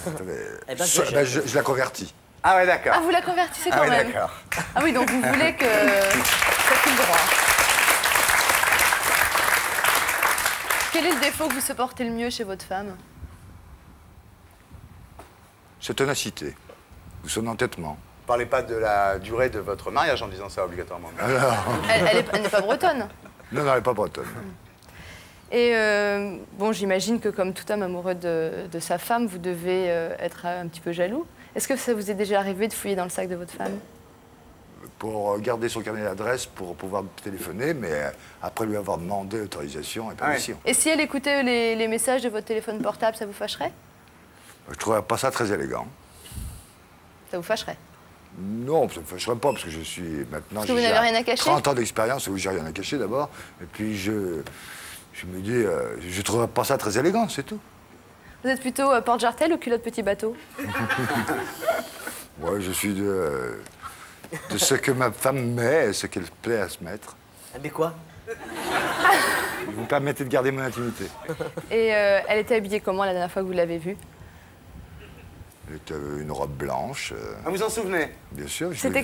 En général, au bout de 5 ans de mariage, les mecs se souviennent plus du tout de la façon dont leur femme est habillée. Non, mais c'est bien s'en souvenir. Une petite robe blanche. Une robe blanche? Oui, j'ai pas dit petite.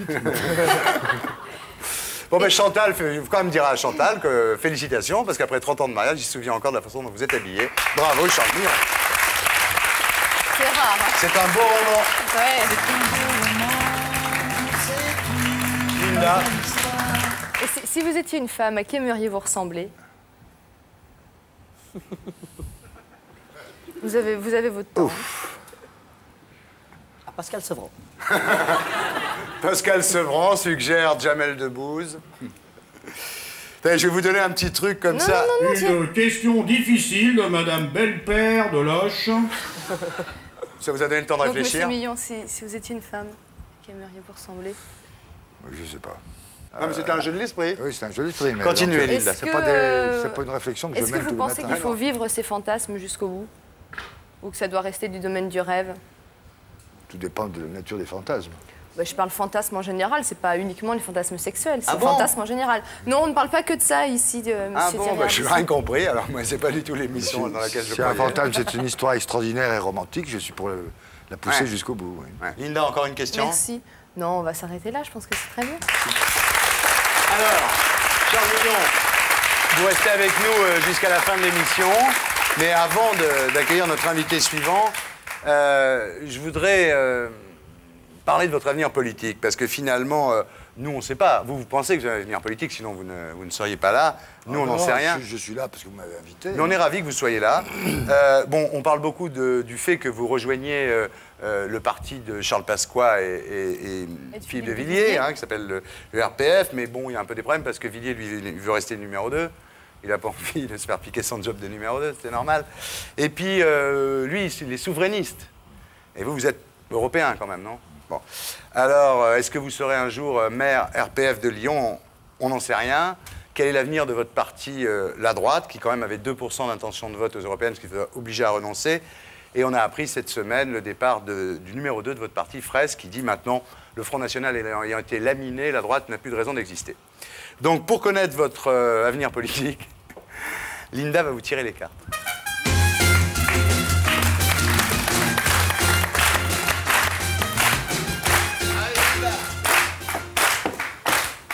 Alors, vous avez déjà consulté une voyante ou jamais? Parce qu'on sait que les hommes politiques... Jamais. Ça vous a jamais tenté? Très voyants, par contre, on a regardé les lignes de la main. Vous en choisissez 7. Vous me les donnez face cachée. Oh là là, il faut penser à quelque chose, il faut être un peu plus... Là, je vous sens... On sent qu'il y croit pas, balance les cartes. Face cachée, hein? Face cachée, oui. Jamel, on vous a déjà tiré les cartes, vous? Non. M'a tiré le portrait. Linda, ça, a priori, comme ça, ça vous dit quoi? C'est pas mauvais, il y a le pic, c'est vrai, qui n'est pas... Donc là, on voit qu'il y a des, pour Charles Millon, des circonstances favorables à un projet professionnel. Ah. Vous êtes... Il y a un homme qui est généreux, relativement serviable. Est-ce qu'il est borgne? Il n'est pas borgne, Thierry. Donc c'est Charles Pasqua. C'est peut-être Charles Pasqua qui est là pour vous aider, donc ça se passe assez bien. Et oui, ça se passe assez bien. Et en fait, il y a quelque chose qui peut arriver d'assez important pour votre avenir politique. C'est déjà discuté avec le RPF, non? Non, parce que c'est très positif. Mais il faut demander à Linda, elle doit voir. Alors par contre, on sent qu'au départ, ça commence assez bien. Donc vous avez le soutien de quelqu'un, d'un homme d'un certain âge, de plus de 50 ans. Et ensuite... Il y a une... Alors, je ne sais pas si c'est une rupture, un découragement. Il se passe quelque chose d'assez compliqué. Alors, peut-être que... Vous êtes à découvert? Non, il n'y a pas le pic, là. Il n'y a pas le pic. Donc, en fait... Il y a pas le trait, alors, c'est aussi la détérioration de certains liens. Alors, peut-être est-ce la détérioration avec des liens passés. C'est peut-être cette personne, par son aide, et votre association avec cette personne qui va faire... que certains liens du passé vont être détériorés. C'est simple, Linda. C'est Pasqua va obliger Charles Millon à laisser tomber son parti pour rejoindre... J'attendais que vous le disiez. Ben voilà, pour rejoindre... Voilà. Et puis finalement, le 10 de cœur, le 7 de cœur, tout va très bien. Ah bah, c'est très bien. C'est rencontre amoureuse, ça? Non, ça c'est un grand succès. Ah. Et le 7 de cœur, c'est généralement lié à la famille et notamment aux enfants. Mettez une carte sur le 7 de cœur. Ah, le pic. Non, mais ça, c'est une... Ça, c'est l'herbe. C'est l'herbe qui ressurgit dans votre vie. C'est-à-dire que vous allez plus mettre de l'herbe en abondance. Non, là, j'arrive pas. Là, je sais pas. Attendez. Oh, Charles, sérieusement, en parlant d'herbe, vous avez déjà... Enfin, je sais pas, même pas une fois pour goûter? Vous pouvez remettre une... Excusez-moi. Non, je sais bien, mais bon, ça me... Vous pouvez remettre une autre carte sur celle-ci? Parce qu'en fait, le roi de pique... Donc là, c'est lié à l'amour. Le roi de pique annonce un avocat. Ah, tu vas aller en prison, bordel. C'est un avocat, un huissier ou... Alors, je sais pas, là, c'est lié à l'amour, donc bon. Mais par contre, ça se termine assez bien, l'as de trèfle. L'as de trèfle, c'est quoi, Linda? L'as de trèfle, c'est un succès, c'est une récompense. Bon, mais ça va alors. Enfin, globalement, ça va assez bien. Hein. Bah, très bien. Très bien. Voilà. Merci, Linda Hardy. Donc Jamel, on n'essaye pas de savoir si vous allez remplir le Bataclan. Parce il va remplir le Bataclan, Jamel. Il est plein le Bataclan déjà, non? Encore, loin de là, faut pas dire ça. Ah bon? On a du temps encore, il faut du monde. Ouais. Combien? 80 000 personnes? C'est beaucoup, hein. Ouais. C'est ce que fait Céline Dion en un soir, ça me dégoûte. Oui. Ouais. Ça m'énerve. Vous restez avec nous, hein? Donc le focus va être un peu moins sur vous, mais vous pouvez rester là, dire absolument tout ce que vous voulez. On va recevoir maintenant quelqu'un qui s'appelle Jean Rachid. Alors Jean Rachid, je ne sais pas si vous le connaissez, Jean Rachid, non? Ouais. Jean Rachid, c'est un mec marrant. C'est-à-dire, c'est un type qui a fait un disque qui s'appelle Parodisiaque, où il reprend comme ça, il fait des parodies de chansons de rappeurs. Et lui, il trouve en fait que les rappeurs français, c'est-à-dire, par exemple, Stomy Bugsy, il dit c'est le Dorothée du rap français, quoi. Lui, il pense que Stomy Bugsy, Doc Gynéco... Ça, c'est une expression très à la mode, hein, le Dorothée des beurs. Ah ouais. Ah oui, on entend. Hein. Vous n'êtes pas la Dorothée de Thierry Ardisson. Non, je ne crois pas, bon, mais très bien. bon. Donc, Doc Gynéco, Passy, Stomy Bugsy, enfin, tous ceux de Ministère Hammer, et ils trouvent qu'ils sont un peu ringards parce qu'ils chantent finalement des trucs qui sont un peu guimauves, un peu Walt Disney, quoi. Et lui, en revanche, il veut que ses chansons disent quelque chose. Il veut lutter contre les clichés qui sont dans le rap français. Alors, c'est un disque qui est présenté par Dieudonné. Je vous conseille de l'acheter, le disque, il est très très bien. Présenté par Dieudonné. Alors, la chanson qu'on va écouter ce soir, c'est Mon papa à moi. Voici Jean Rachid.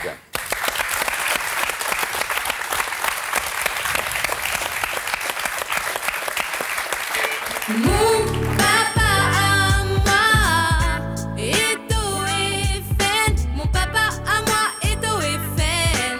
Il a voté pour Jean-Marie Le Pen. Sorti tout droit d'une campagne folle, tous les étés il m'emmène à Vitrolles. Fatigué des élections agitées, il dit que c'est pour se reposer, mais il fait des clins d'œil quand l'ascenseur vient. Mais il est obligé parce qu'il en a qu'un.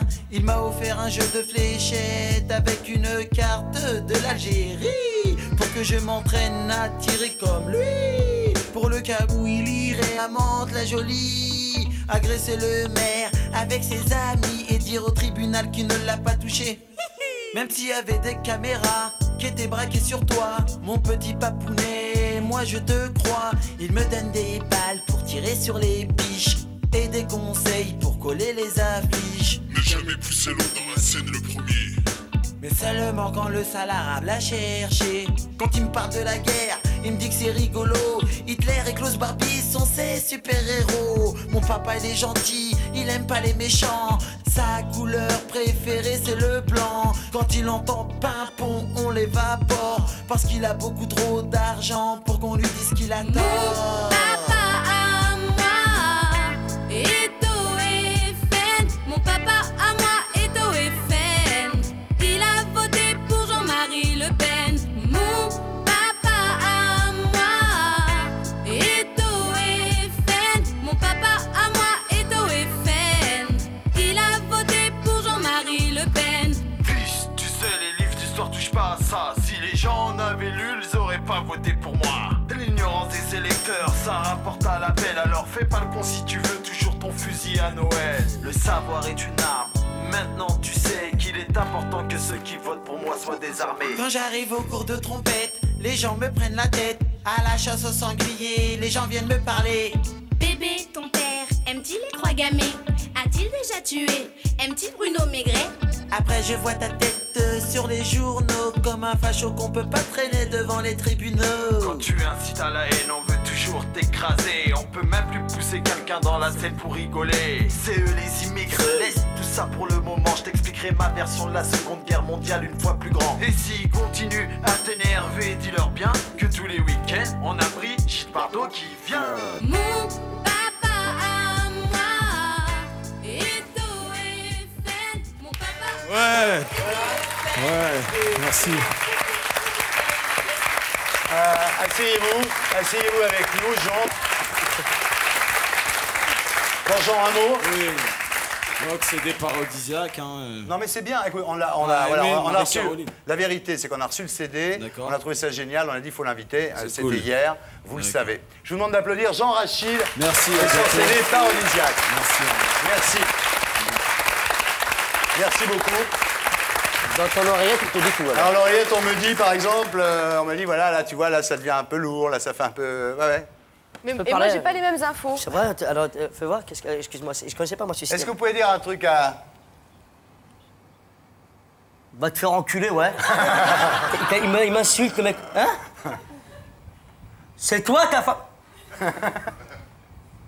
Eh ben ouais, mais c'était... il est où le mec qui parle au micro exactement? Alors, il te parle là. Il me parle à moi, il me dit tout là. Moi, je suis un robot, moi, en fait. Aucun talent, en fait. J'ai aucun talent, moi, je fais que ce qu'on me dit dans l'oreillette. Et t'as ton oreillette aussi? Oui, ah non, elle a pas d'oreillette. On me dit à peu près la même chose, mais si, j'ai la même. C'est vrai? Elle a la même, oui. Bon, on nous dit tout ce qu'il faut qu'on dise. Donc, maintenant, on me dit... Ça, c'est toi, Jamel. Donc maintenant, on me dit dans l'oreillette, justement, on me dit qu'on va accueillir quelqu'un qu'on aime beaucoup. Alors, je vais vous expliquer un truc. Dans cette émission, cette année, avec Catherine Barma, on a pris une grande décision. C'est en variété d'inviter les gens qui nous plaisent. Voilà, c'est clair, simple, net et précis. Et on l'adore. Et voilà, celle qui vient, on l'adore. Le principe, c'est d'inviter ceux qui nous plaisent, à une vedette ou deux, pas plus, par émission. Et ce soir, ben, j'accueille quelqu'un qui nous plaît beaucoup. Son surnom, c'est la Saule aux yeux bleus. C'est joli, la Saule. Je sais qui c'est. Ah, tu sais qui c'est? C'est Axel Red, mesdames, messieurs.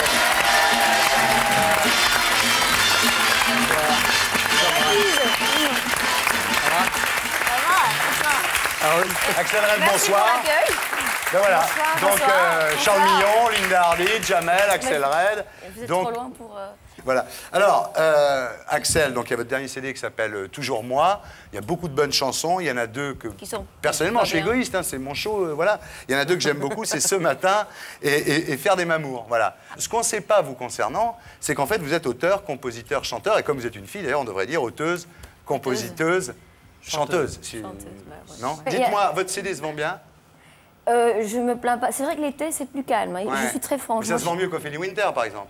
Je ne connais pas ces chiffres, mais le mien se porte bien. Bon, alors, non, le problème, justement, c'est le bébé, parce que...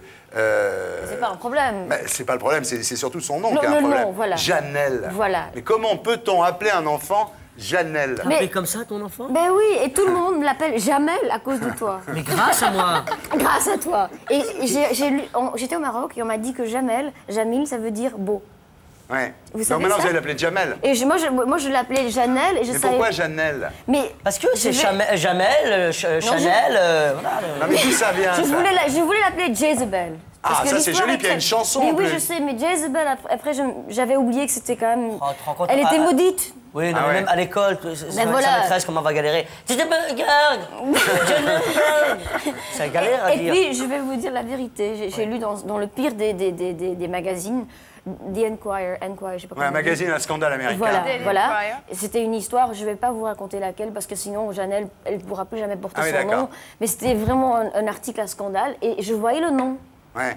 Et j'ai Déjà, ta fille avait commencé le à nom, faire un scandale. et oui, et puis j'aime beaucoup Jamel, alors je me dis, je peux quand même... Non, on l'appellera Non, Jamel, si vous voulez bien. Est-ce que votre mari, ça se passe comment C'est avec votre mignon, mari? je te jure, Janelle, c'est mignon. Ma fille, je l'appellerais Janelle. C'est vrai? J'hésitais entre Barry White et Janelle, je vais prendre Janelle, vraiment. Pour une fille, c'est mieux. C'est bien. Ouais, parce que White, ce serait bien aussi. Oui, mais... non, mais avec votre mari, ça se passe bien? Ça Parce se que je passe- sais que ça vous l'avez épousé 10 ans après votre premier baiser, ce qui est quand même, Bah, quand même assez fort. On a hésité longtemps. Non, Dites-moi, il en a pas marre, votre mari, parce que je regardais quand même, moi je sais pas. Le soir, avant de vous coucher, vous prenez B1, B2, B3, B6, du magnésium, du potassium, du J'ai calcium, dit tout ça dans l'article. boule qui est dans les oreilles, masque sur les yeux. Et ça fait 10 ans qu'il supporte ça. Parfois des chaussettes. Mais si, Ah là là, Parfois, des chaussettes. Il paraît que les chaussettes, Non, mais ça aide à j'essaie de dormir. les éviter, mais quand Ah j'ai ouais. vraiment froid au Ça pied, aide à il faut dormir en plus. Il paraît que ça Bah, ça aide favorise à le dormir. Quand sommeil. t'as Pour un une mec, mauvaise c'est terrible. circulation, tu sais, il a B1, le choix, ou B2, bien il B3. masse mes pieds, ou bien je mets les chaussettes. Et il préfère ne pas masser vos pieds. Mais ça dépend, c'est comme quand je propose, est-ce que tu veux que je cuisine? Nous, on va au McDonald's, il préfère le Ah, McDonald's. mais d'accord.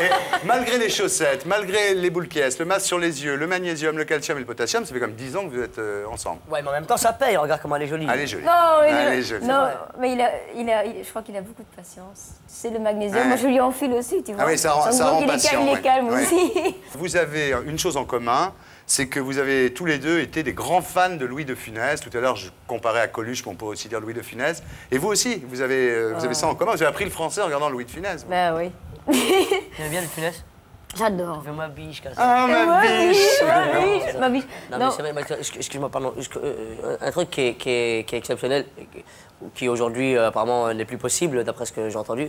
Ce mec-là, il a tenu son personnage pendant pratiquement plus de 20 piges. Ouais. C'est extraordinaire. C'est vrai. Qui vous fait rire à part Jamel? Et à part moi, Bourville, Bourville, oui. Louis de Funès, Montand quand il joue dans des films comme La Folie des Grandeurs. Passe pas, il vous fait rire ou Que pas? des morts, hein, quand Les même. Visiteurs sont un film qui. je voulais quand même dire un truc sur Louis de Funès, c'est comme le disco, c'est comme... Ouais. Je veux dire, à un moment donné, ça se faisait pas bien de dire que tu aimais Louis de Funès. C'est vrai. Il fallait dire des choses Et plus maintenant, on ose branchées. le dire, Et voilà. maintenant, il est à la mode. Et ça m'énerve parce que Et moi, j'ai toujours c'est défendu. exactement comme Guy Bedos. Je voulais juste dire à Thierry Ardisson que contrairement à la légende qui nous oppose systématiquement par la presse interposée, puisqu'on ne se voit jamais, je l'aime beaucoup. Ben voilà. Mais même Guy Bedos, même maintenant. Bon alors, on va passer, Axel, attention, ça va être dur pour vous, parce que comptez pas sur Millon pour vous aider dans ce qui arrive maintenant. Au lieu de parler, choisir des chansons de soul, de Stax, d'Otis Redding, Steve Cropper, enfin toutes vos idoles comme ça, Isaac Hayes, tout ça vous connaissez par cœur, votre maman avait tous ces disques, donc ça serait trop facile. On va pas non plus vous passer du David Baccarat, Dionne Warwick et tout ça, parce que tout ça vous connaissez par cœur. On a pris des chanteurs roux. Des chanteurs qui sont roux, ou des chanteuses qui sont rousses, au moment, enfin sur la pochette. Yassine Blired. Bah, vous allez voir ça. Sur la pochette, hein, parce qu'après on peut changer. Il y a peut-être des faux roux. Non, vous êtes pas. Moi, je suis une faux rousse. Bah, vous êtes blonde, vous. J'ai une couleur qui n'est pas très jolie. Tu sais, un peu. La majorité des Européens, ça, un peu poivre sel. Que de vache. Vert kaki. Axel Red avait les cheveux que de vache ou vert kaki. Et vous savez que Linda est une vraie brune, hein, Linda. Je crois qu'on peut le dire ce soir. J'aurais préféré être brune que poivre sel. Ça vous va très très bien. Merci. Non, puis votre nom, c'est à cause des cheveux ou à cause d'Otis Redding? C'est les ascenseurs, Otis. Ouais. J'ai pensé appeler mon fils Otis. Ah, mais ça aurait été bien, Otis. Ça aurait été mieux que Janelle. Hein. Alors, donc on va commencer. Vous êtes prête? Vous vous concentrez. Mais Janelle va pas être contente, elle le regarde. Oh, John, non, je suis désolé, mais on t'appellera Jamel, puis c'est tout. Moi, j'ai un ami qui vient d'appeler sa fille Chloé, vous vous rendez compte? Alors, est-ce qu'on est prêt? La lumière, la lumière. Je suis content, l'ami. Voilà. Allez, test. Le test. Alors, Didier, tu es prêt? Première chanson. Vous pouvez répondre.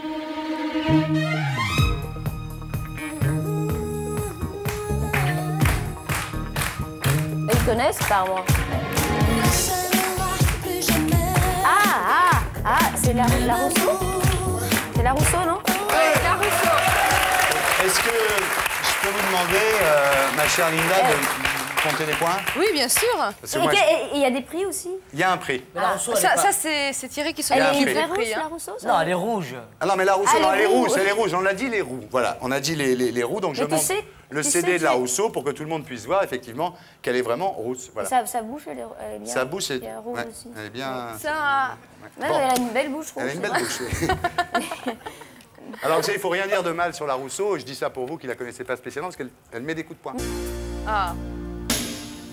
C'est Blired. Voilà, bravo. Ouais. À la première mesure, beaucoup plus dur, parce que c'est un personnage... Angélique chante, non. Très, très étrange. Didier,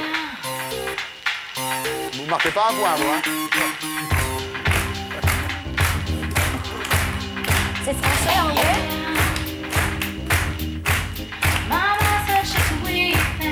C'est français, non?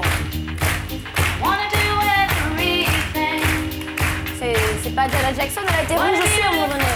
Didier, on arrête. C'est pas Madonna non plus, elle a été rouge aussi. Non, je veux dire, c'est introuvable. Enfin, au moins vous le sachiez. Niki. Ah, je sais. Ouais. Comment tu sais ça? Il a vu ta fiche. Il est venu à... Comment j'ai pu voir ta fiche? Elle est dans tes mains. Non, il a pas vu ma fiche. Non. Mais comment il sait ça, lui? Je sais pas, j'ai une lumière de... Il a une lumière, quoi.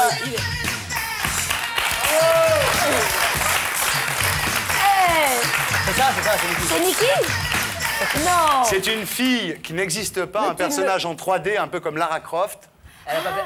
Comment elle existe? Elle est très connue, c'est très connu ce concept. Mais non, c'est un personnage en 3 dimensions en synthèse. Ça passe sur MTV très souvent. Voilà. Oui. MTV? Il est trop bon, lui. Vous regardez pas les mêmes chaînes. Comment MTV, tu regardes MTV? Ah, j'adore trop bon, lui. Moi, j'ai de l'argent, maintenant j'ai le câble. Pas encore assez. C'est vrai que mon disque ne se vend pas encore assez bien. Ah non, c'est très très bien, là, bravo. Hein. Ouais, non, il est fort. Mais continue avec lui, hein, le test. Moi, je regarde. Non, là, Niki, c'est incroyable. Alors maintenant, on continue. On continue. Didier. Mylène, c'est sa fille. Mylène Farmer. Pourvu qu'elle soit douce. Est-ce que c'est pas une vraie rouge non plus? Est-ce que, Jamel, est-ce que vous avez déjà lu les paroles qui sont au verso de ce disque-là, pourvu qu'elle soit douce? Non. Qu'est-ce qu'elle dit? Ah, c'est chaud. Ah, j'ose même pas le dire. C'est vrai, non, mais allez-y. Non. Mais 2 minutes. Mais non, même moi, j'ose pas le dire. Une phrase, c'est quoi? C'est... Vous connaissez pas? Vous avez jamais eu la présence d'esprit de retourner le CD, vous? C'est quoi? Qu'est-ce qu'il y a? Moi, j'ai pas le CD pour ma part, mais... Il a pas assez d'argent. Non, c'est une chanson faite sur la sodomie. Non. Ouais. C'est vrai? Ouais. Thierry, franchement, t'aimes bien, mais là, t'exagères, alors.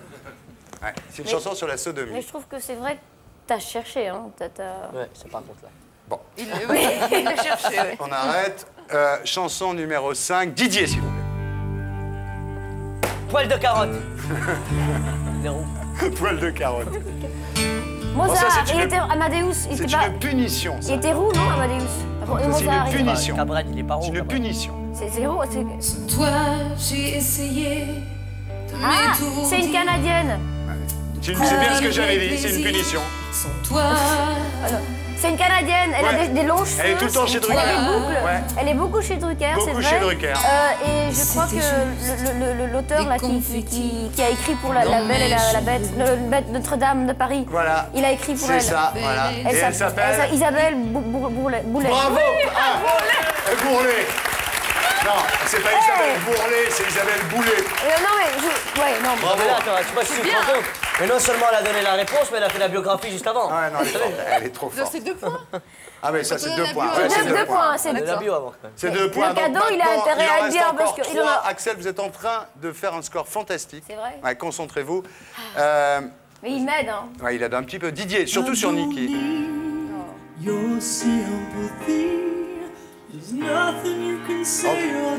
Je montre à la caméra, Niki. Cher, bravo. Mais attends, j'allais le dire. J'allais le dire. Voilà le 10 de Mylène Farmer pour que vous puissiez lire les paroles au verso. Et ça t'intéresse, hein? Alors je m'aperçois pendant que Jamel lit les paroles de Pourvu qu'elle soit douce, je vais montrer à la caméra Niki, voilà. Voilà Niki. J'aimerais bien voir Niki. Mais Niki, voilà Isabelle Boulet, mesdames, messieurs. Et là, non, et Cher, oui, Cher, on peut le montrer parce que ça vient. C'est le nouveau single. Ça vient d'être retrouvé. Je pense que c'est le nouveau après Believe, oui. Bon, on continue. Alors, Jamel. Ah. Polyester. Ouais. Bravo. Elle est pas rousse. Elle est pas rousse. Jamel. Ah si, attendez. Vous comprenez? C'est pour elle ça est Toulouse. C'est pour ça, elle est Toulouse, les frères Sef et tout. C'est pour ça que j'ai amené la pochette parce que je veux pas être accusé de tricher. Mais ça, j'aurais pu trouver. C'est pas vrai. Mais elle dit ça dans son. Mais elle dit ça dans sa chanson. Non. Oui. Faudrait passer l'intégralité. Ça veut dire Mylène. Je savais pas moi qu'elle était comme ça, Mylène. Ah, je pense qu'elle va en vendre, elle va en revendre là. Mylène, si tu m'écoutes, sache que j'aime bien tes paroles. C'est vrai. Moi, je vois juste KO au lieu de OK, mais c'est pas obscène, ça. Tu sais, tous ces mots côte à côte font des phrases. Essaye de les dire. Ta maman, elle est trop fessée. Bon, on continue avec la dernière chanson. Donc elle est rousse aussi, hein. C'est du jazz. C'est pas mon domaine, ça. Moi, jazz. Elle est Fitzgerald, elle était pas jazz, elle était pas rousse. Je cache. Là, je peux te dire. C'est l'original, Victor Laszlo l'a reprise. Oui, c'est pas Victor Laszlo, je l'ai dit tout de suite. Non, c'est... Voilà. Vite. Il y a que Charles Millon qui peut répondre. Ouais, ça c'est une question comme ça. Mais à mon avis, vous êtes plus jazz, non? Moi, je suis plus soul. Cry me a river, C'est quoi? Julie Land. Ouais, bravo. Et voilà. Bon, bah bravo, hein. Franchement... Ça fait 6 points. Hein. Non, franchement, ça fait 6 points. Et ça fait 2 points pour notre ami Jamel. Pas mal. Pas mal. Charles Millon... Comment 2.3? Non, mais plus que 2. Il y a eu Pauline Esther. Pauline Esther et Niki. Cher aussi. 3 points, alors. Mais je les achète. Vas-y, combien? Bon, Axel, vous restez avec nous. Jamel, vous restez avec nous. Charles, vous restez avec nous. On va passer à la séquence suivante. On peut remonter les lumières, merci. Et j'accueille Christine Aron.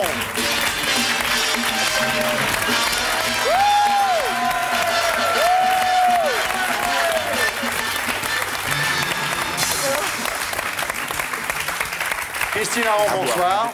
Bonsoir. Bonsoir, Christine. Merci. Linda Hardy, vous connaissez? Enfin, vous allez connaître en tous les cas. Jamel, vous connaissez sûrement. Bonsoir. Axel Red. Charles Millon. Bonsoir. Christine Aron. Alors, Christine Aron, médaille d'argent relais 4 x 100 mètres à Séville. C'est pour ça un petit peu qu'on vous a invité, on peut le dire. Hein. Oui. Vous avez quand même... ça fait plaisir. Bah ouais, j'espère que ça fait plaisir en tout cas à la France très contents. Bah ouais, médaille, bien sûr, oui, bien sûr. C'est vrai qu'on n'en a pas eu beaucoup. Ah ouais, non, c'est bien, on était très contents. Ça dure combien de temps une course? Enfin, ça dure dépend de le la temps que ça course, dure, hein. mais Moi, ça dure... c'est long dans votre tête, Non, ça va très vite, c'est vrai que ça va très vite. Surtout un 100 mètres, bon, c'est moins de 11 secondes. C'est vrai que ça se passe très vite. J'imagine l'énergie qu'ils mettent pour un truc qui dure 10 secondes. Ouais, ce qu'il y a, c'est qu'en fait, on travaille toute l'année pour une course qui va durer moins de 11 secondes. C'est insensé, ça, non? C'est fou, donc il ne faut pas rater l'événement, il faut être prêt au bon moment. Et on pense à quoi?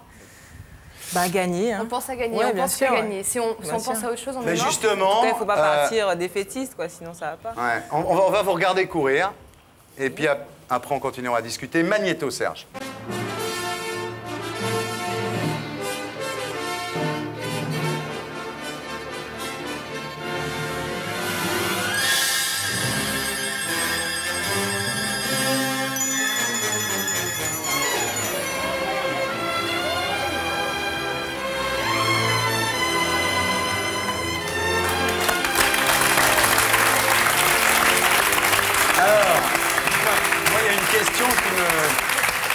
Une question qui me turlupine. Est-ce que, bon, le passage du relais, est-ce que c'est sexuel? Non, je sais pas, parce que je vois toutes ces filles qui se passent ce machin comme ça, je me dis... Non, moi je vois pas ça comme ça.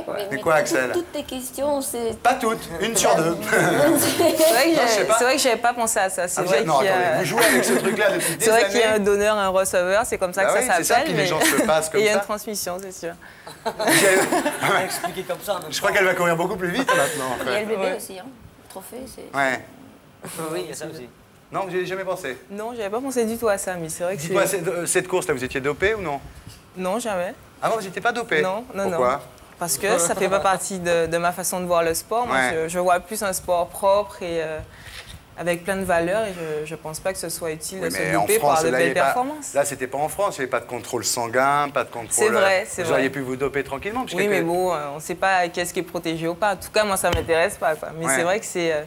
J'aurais bien aimé qu'à la fin de chaque course et dans les championnats comme ça, il y ait des contrôles sanguins parce que franchement, je pense qu'il y a un bon nettoyage à faire. Moi, j'ai entendu encore aujourd'hui un médecin qui me disait qu'en fait, ceux qui gagnent, qui sont les meilleurs, ce sont des gens qui ne se dopent pas, mais qui ne sont pas hypoglycémiques. Ouais. J'ai rien compris ce qu'il a dit. Mais nous non plus. Moi non plus. Rassurez-vous. On est tous dans la personne à compris. Non, mais c'est pas grave. Au championnat, vous pensez qu'il y avait des dopages? Oui, je pense, ouais. Il y a beaucoup d'Américains qui sont... Celle qui vous a battu, forcément, déjà été dopé. Déjà été dopé, bien sûr. Non, moi, je ne veux pas tomber dans ce système-là et dire que les personnes qui gagnent et qui sont devant moi sont dopées. Ça, pas du tout. Je pense qu'on est capable de faire de très belles performances sans s'en doper. Vous, alors, apparemment, oui. Voilà. Mais quand il n'y a pas de contrôle sanguin, quand il y a que des contrôles d'urine, on ne voit pas le PO. Exactement, il y a plein de produits, hormones de croissance. Oui, non, mais moi, ça m'intéresse pas. Non, mais je peux gagner. J'ai gagné l'an dernier à Budapest. J'étais championne d'Europe sans être dopée. C'est très bien. Et j'espère bien être championne olympique ou championne du monde sans être dopée. C'est extraordinaire. Sans drogue. Alors, si un jour, vos performances... Vous dites sans drogue et tout le monde applaudit comme si c'était extraordinaire. Super. Oui. C'est magnifique, c'est bien. Même par rapport aux autres. À Budapest, donc vous avez été championne d'Europe du 4 x 100 mètres. Vous êtes drapée dans le drapeau français parce que, avez-vous dit, il n'y avait pas de drapeau guadeloupéen. Vous dites, je suis française, mais avant tout guadeloupéenne. Non, mais de toute façon, je n'aurais pas pris de drapeau guadeloupéen. Il y aurait eu un drapeau guadeloupéen, vous seriez drapée dans le drapeau guadeloupéen? Non. Non. Mais de toute façon, tant que la Guadeloupe n'est pas indépendante, je n'aurais pas à me draper dans un drapeau guadeloupéen. Est-ce que vous êtes indépendantiste? Qu'est-ce que vous voulez que la Guadeloupe... Non, je ne suis pas indépendantiste, pas du tout, parce que bon, je sais très bien que la Guadeloupe a besoin du soutien de la France. Ouais. C'est vrai qu'on voit toutes les catastrophes qu'il peut y avoir en Guadeloupe et tout ce qu'on a besoin de construire. Donc je pense qu'on a besoin de la France et je suis une Guadeloupéenne française. Voilà. Pourquoi est-ce que vous dites que quand vous gagnez, vous êtes française et quand vous perdez, vous êtes antillaise? C'est ce qu'on dit. C'est ce qu'on dit en général. C'est ce que disent les journalistes. C'est vrai. Quand on va gagner, ce sera la française à gagner la médaille d'or. Et si je perds, bon, ce sera... Axel Arrête, quand elle gagne une victoire de la musique, on dit qu'elle est française. Et Jamel, quand il est génial, on dit qu'il est français, bien sûr. Bien évidemment. Bien évidemment. On dit souvent que t'es français. Alors, on le dit surtout quand il remplit des salles et tout ça, c'est normal. Vous êtes très star, hein, vous avez les cheveux sur vous, on voit d'une couleur différente. Elle est coquette. Elle est coquette, elle est très... Voilà, c'est ce qu'il faut dire. C'est une femme. C'est une femme, mais pour une sportive, je veux dire, c'est pas Amélie Mauresmo, quoi. Je veux dire, voilà. C'est tout. On veut que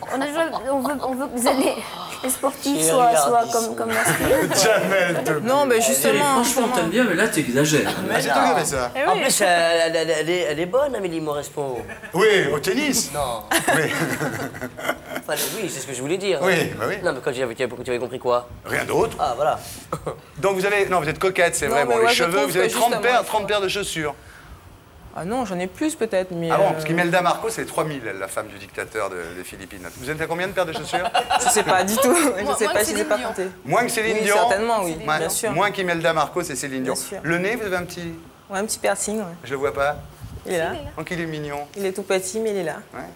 Les tatouages? Oui, j'en ai 2. J'en ai un à la cheville, qui n'a pas de signification, qui n'a pas de signification, mais c'est pas un dessin. Et puis j'en ai un sur l'épaule qui signifie c'est l'or. Celui de l'épaule, on peut le voir là? Charles est là. Écoutez, franchement. Ils ont dit à l'antenne, qu'est-ce qu'il signifie? Charles! Je sais pas, il est juste là. Qu'est-ce que ça veut dire? C'est le symbole de l'or en fait. De l'or? Voilà. Elle voilà les médailles d'or. Voilà, donc moi. Vous êtes très branché bijoux, hein? Vous êtes aussi quand même sponsoré par la mairie de Paris, ça vous embête pas de vous... Sponsorisé, pardon, excusez-moi, monsieur Debouze. Ça vous embête pas de vous montrer avec Jean Tibéry Non.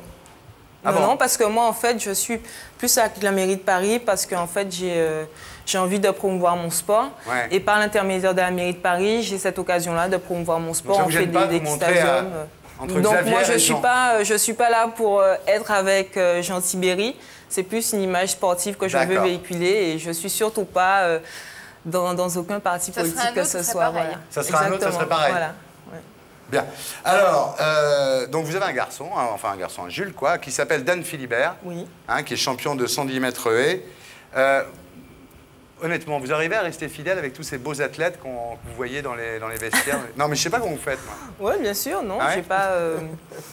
J'ai pas spécialement de tentation. C'est vrai que moi, C'est vrai qu'ils sont beaux, hein. Non, il y a des sportifs qui sont beaux, mais j'ai l'habitude justement de voir de beaux athlètes, donc maintenant ça devient plus courant, quoi, en fait. Donc, Vous dites que vous seriez prêt à tout abandonner pour un homme dans les limites du raisonnable. Ça veut dire quoi? Ce qui, en fait, tout abandonner, c'est pas vraiment raisonnable.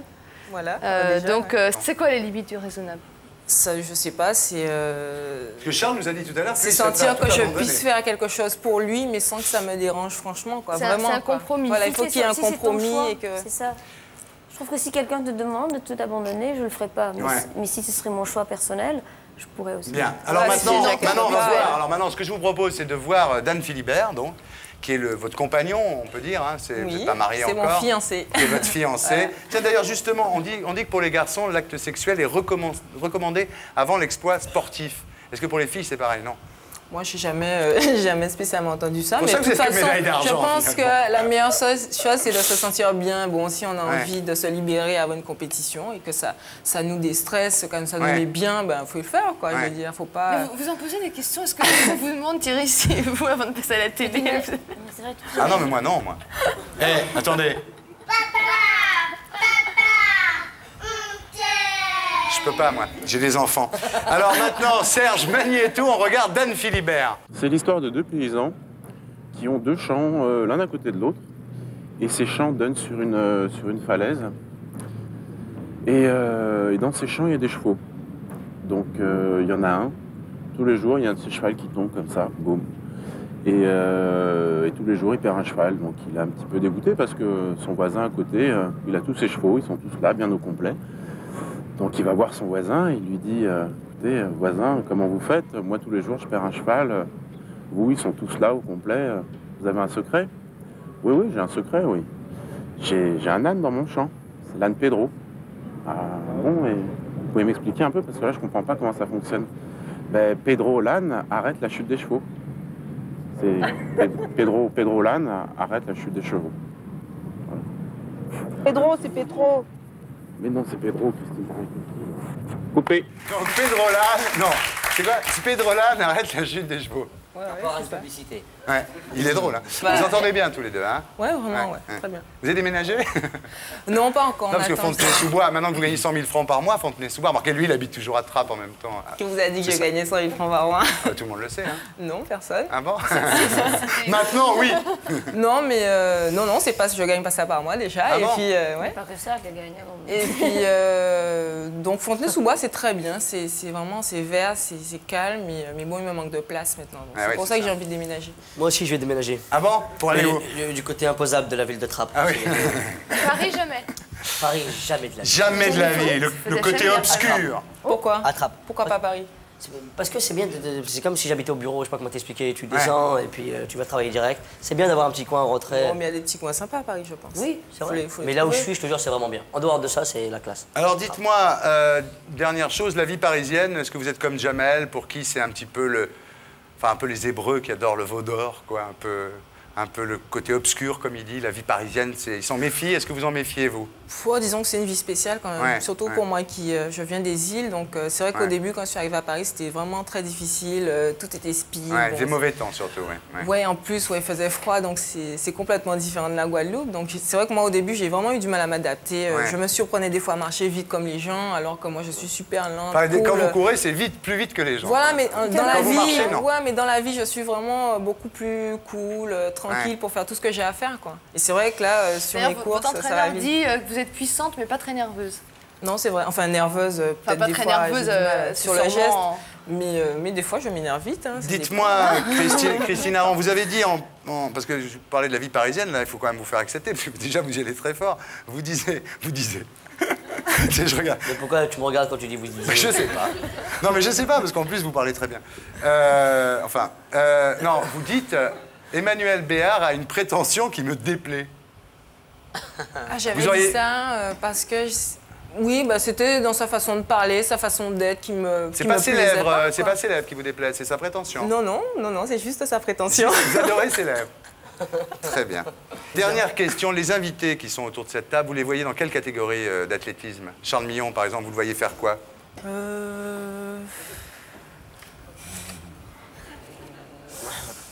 Je sais pas, peut-être... Le lancer de poids, je sais pas pourquoi. Peut-être un lancer, du javelot.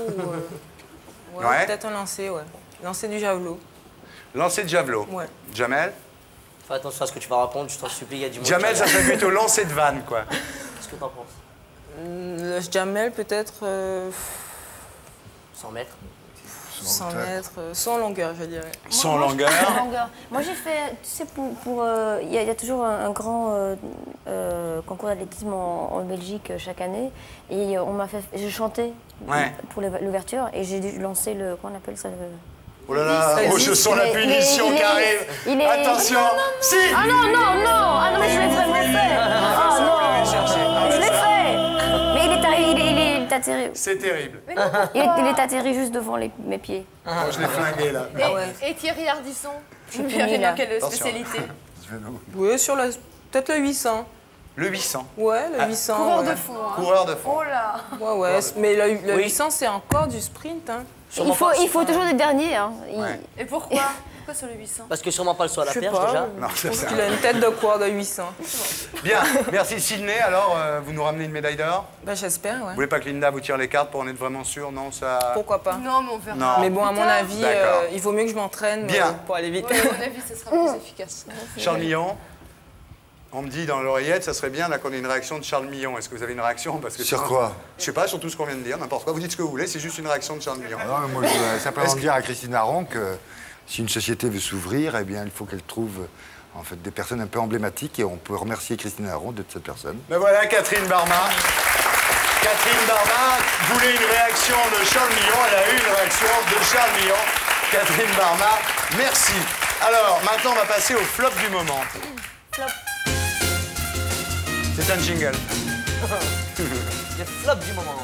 Alors, les flops du moment, qu'est-ce qui est flop en ce moment pour vous, Charles Millon? Par exemple, le RPR, depuis la mort de De Gaulle, il n'y a plus que le bordel qui soit général. RPR et Robert Hossein, c'est le seul qui fait du pognon avec le RPR. Qu'est-ce qu'il y a d'autre pour vous comme flop? Je donne un exemple de flop. Le flop... Le FN fait un flop en ce moment. Puisque je parle du domaine que je connais bien, c'est la droite parlementaire qui fait flop, oui. Qui fait flop. Et c'est la raison pour laquelle la démocratie claudique, et que vous avez la partie gauche qui se porte bien, et puis la partie droite qui est paralysée. Hémiplégique. Hémiplégique. La France est hémiplégique, oui. Flop en ce moment pour vous, à part Ophélie Winter, on a déjà parlé. Ça serait pas sympa? J'ai rien dit. Tu veux me faire des... Non, pas du tout. Non, je vous demande ce qui vous semble flop. Je sais pas, l'ONU, l'équipe de France... Non, je resterai dans mon domaine. Moi, je crois que ce qui est flop, ce qui est en train de se passer, c'est les disques qu'on peut... C'est les compacts disques qu'on peut copier. Je veux dire, c'est enlever les droits aux auteurs et aux compositeurs. Voilà. Le Spoons. Le Spoons. Dans les films d'Uri. C'est sympa pour Smaïn. Oui, j'aime bien, c'est pour ça, j'aime bien Smaïn, j'aime bien Azema, j'aime bien Tiki Olgado, j'aime bien Ori. J'ai vu le Spoon, j'ai kiffé, mais alors qu'est-ce qui va pas? C'est dommage que le public n'ait pas suivi. Ah oui. Eh oui. Enfin, en même temps...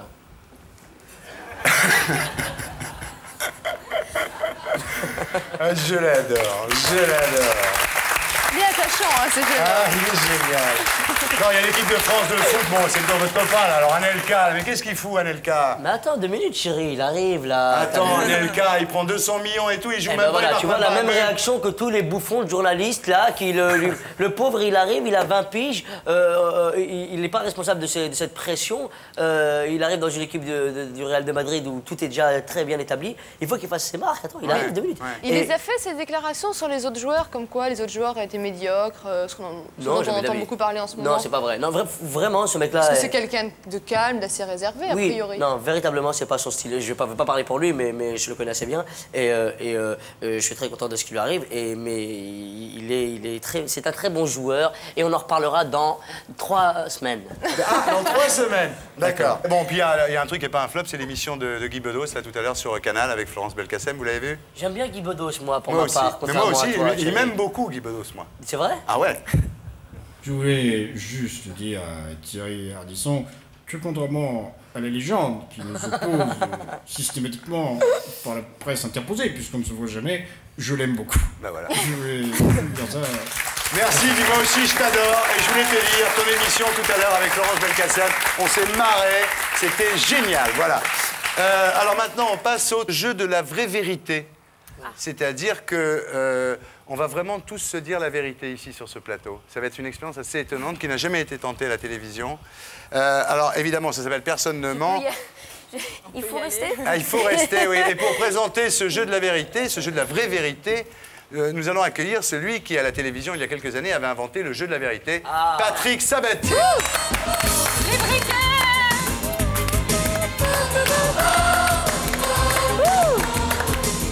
Comment ça va? Ça va. Bonsoir. Bonsoir, monsieur Millon. Donc vous connaissez Linda Hardy? Je l'ai vu au cinéma et à la télé d'ailleurs. Et à la télévision. Ah, c'est gentil. C'est vous qui êtes allé voir Recto Verso alors? Non, on était plus. Parce qu'on se demandait. Ah non, mais c'est sympa parce qu'en fait, le film avait fait 300 000 entrées. Bah, heureusement que vous n'étiez pas payé aux entrées. Oui. Sabatier était... En plus, malheureusement, j'étais pas un spectateur payant, je l'ai vu en projection, excuse-moi. Ah d'accord, bon, enfin bon. C'est déjà bien. Non mais il faut dire quand même les choses, Linda était, dans le film était vraiment excellente. C'est d'ailleurs pour ça qu'elle est assise ici ce soir. Donc ce film n'a pas été complètement Ça fera peut-être l'objet d'une question d'ailleurs. Sans doute. Jamel Debbouze, Axel Red, vous connaissez, c'est des gens que vous recevez sur... Vous avez reçu sur TMC dans votre émission? Axel, oui, on a passé 1h30 ensemble. Oui, 1h30, 2 heures. Et puis, c'est beaucoup de cadeaux. Elle est bien cette émission, hein? Oui. Et puis Jamel, cette semaine aussi. C'est l'une des meilleures émissions que j'ai faites. Moi aussi, j'ai regardé la cassette le week-end suivant, ça dure 100 minutes? Oui, 100 minutes. 100 minutes, et moi aussi. Tu peux dire ce que tu veux et les questions sont super intéressantes. Ouais. Absolument. Maintenant que je t'ai serré les pompes, c'est bon, ça va.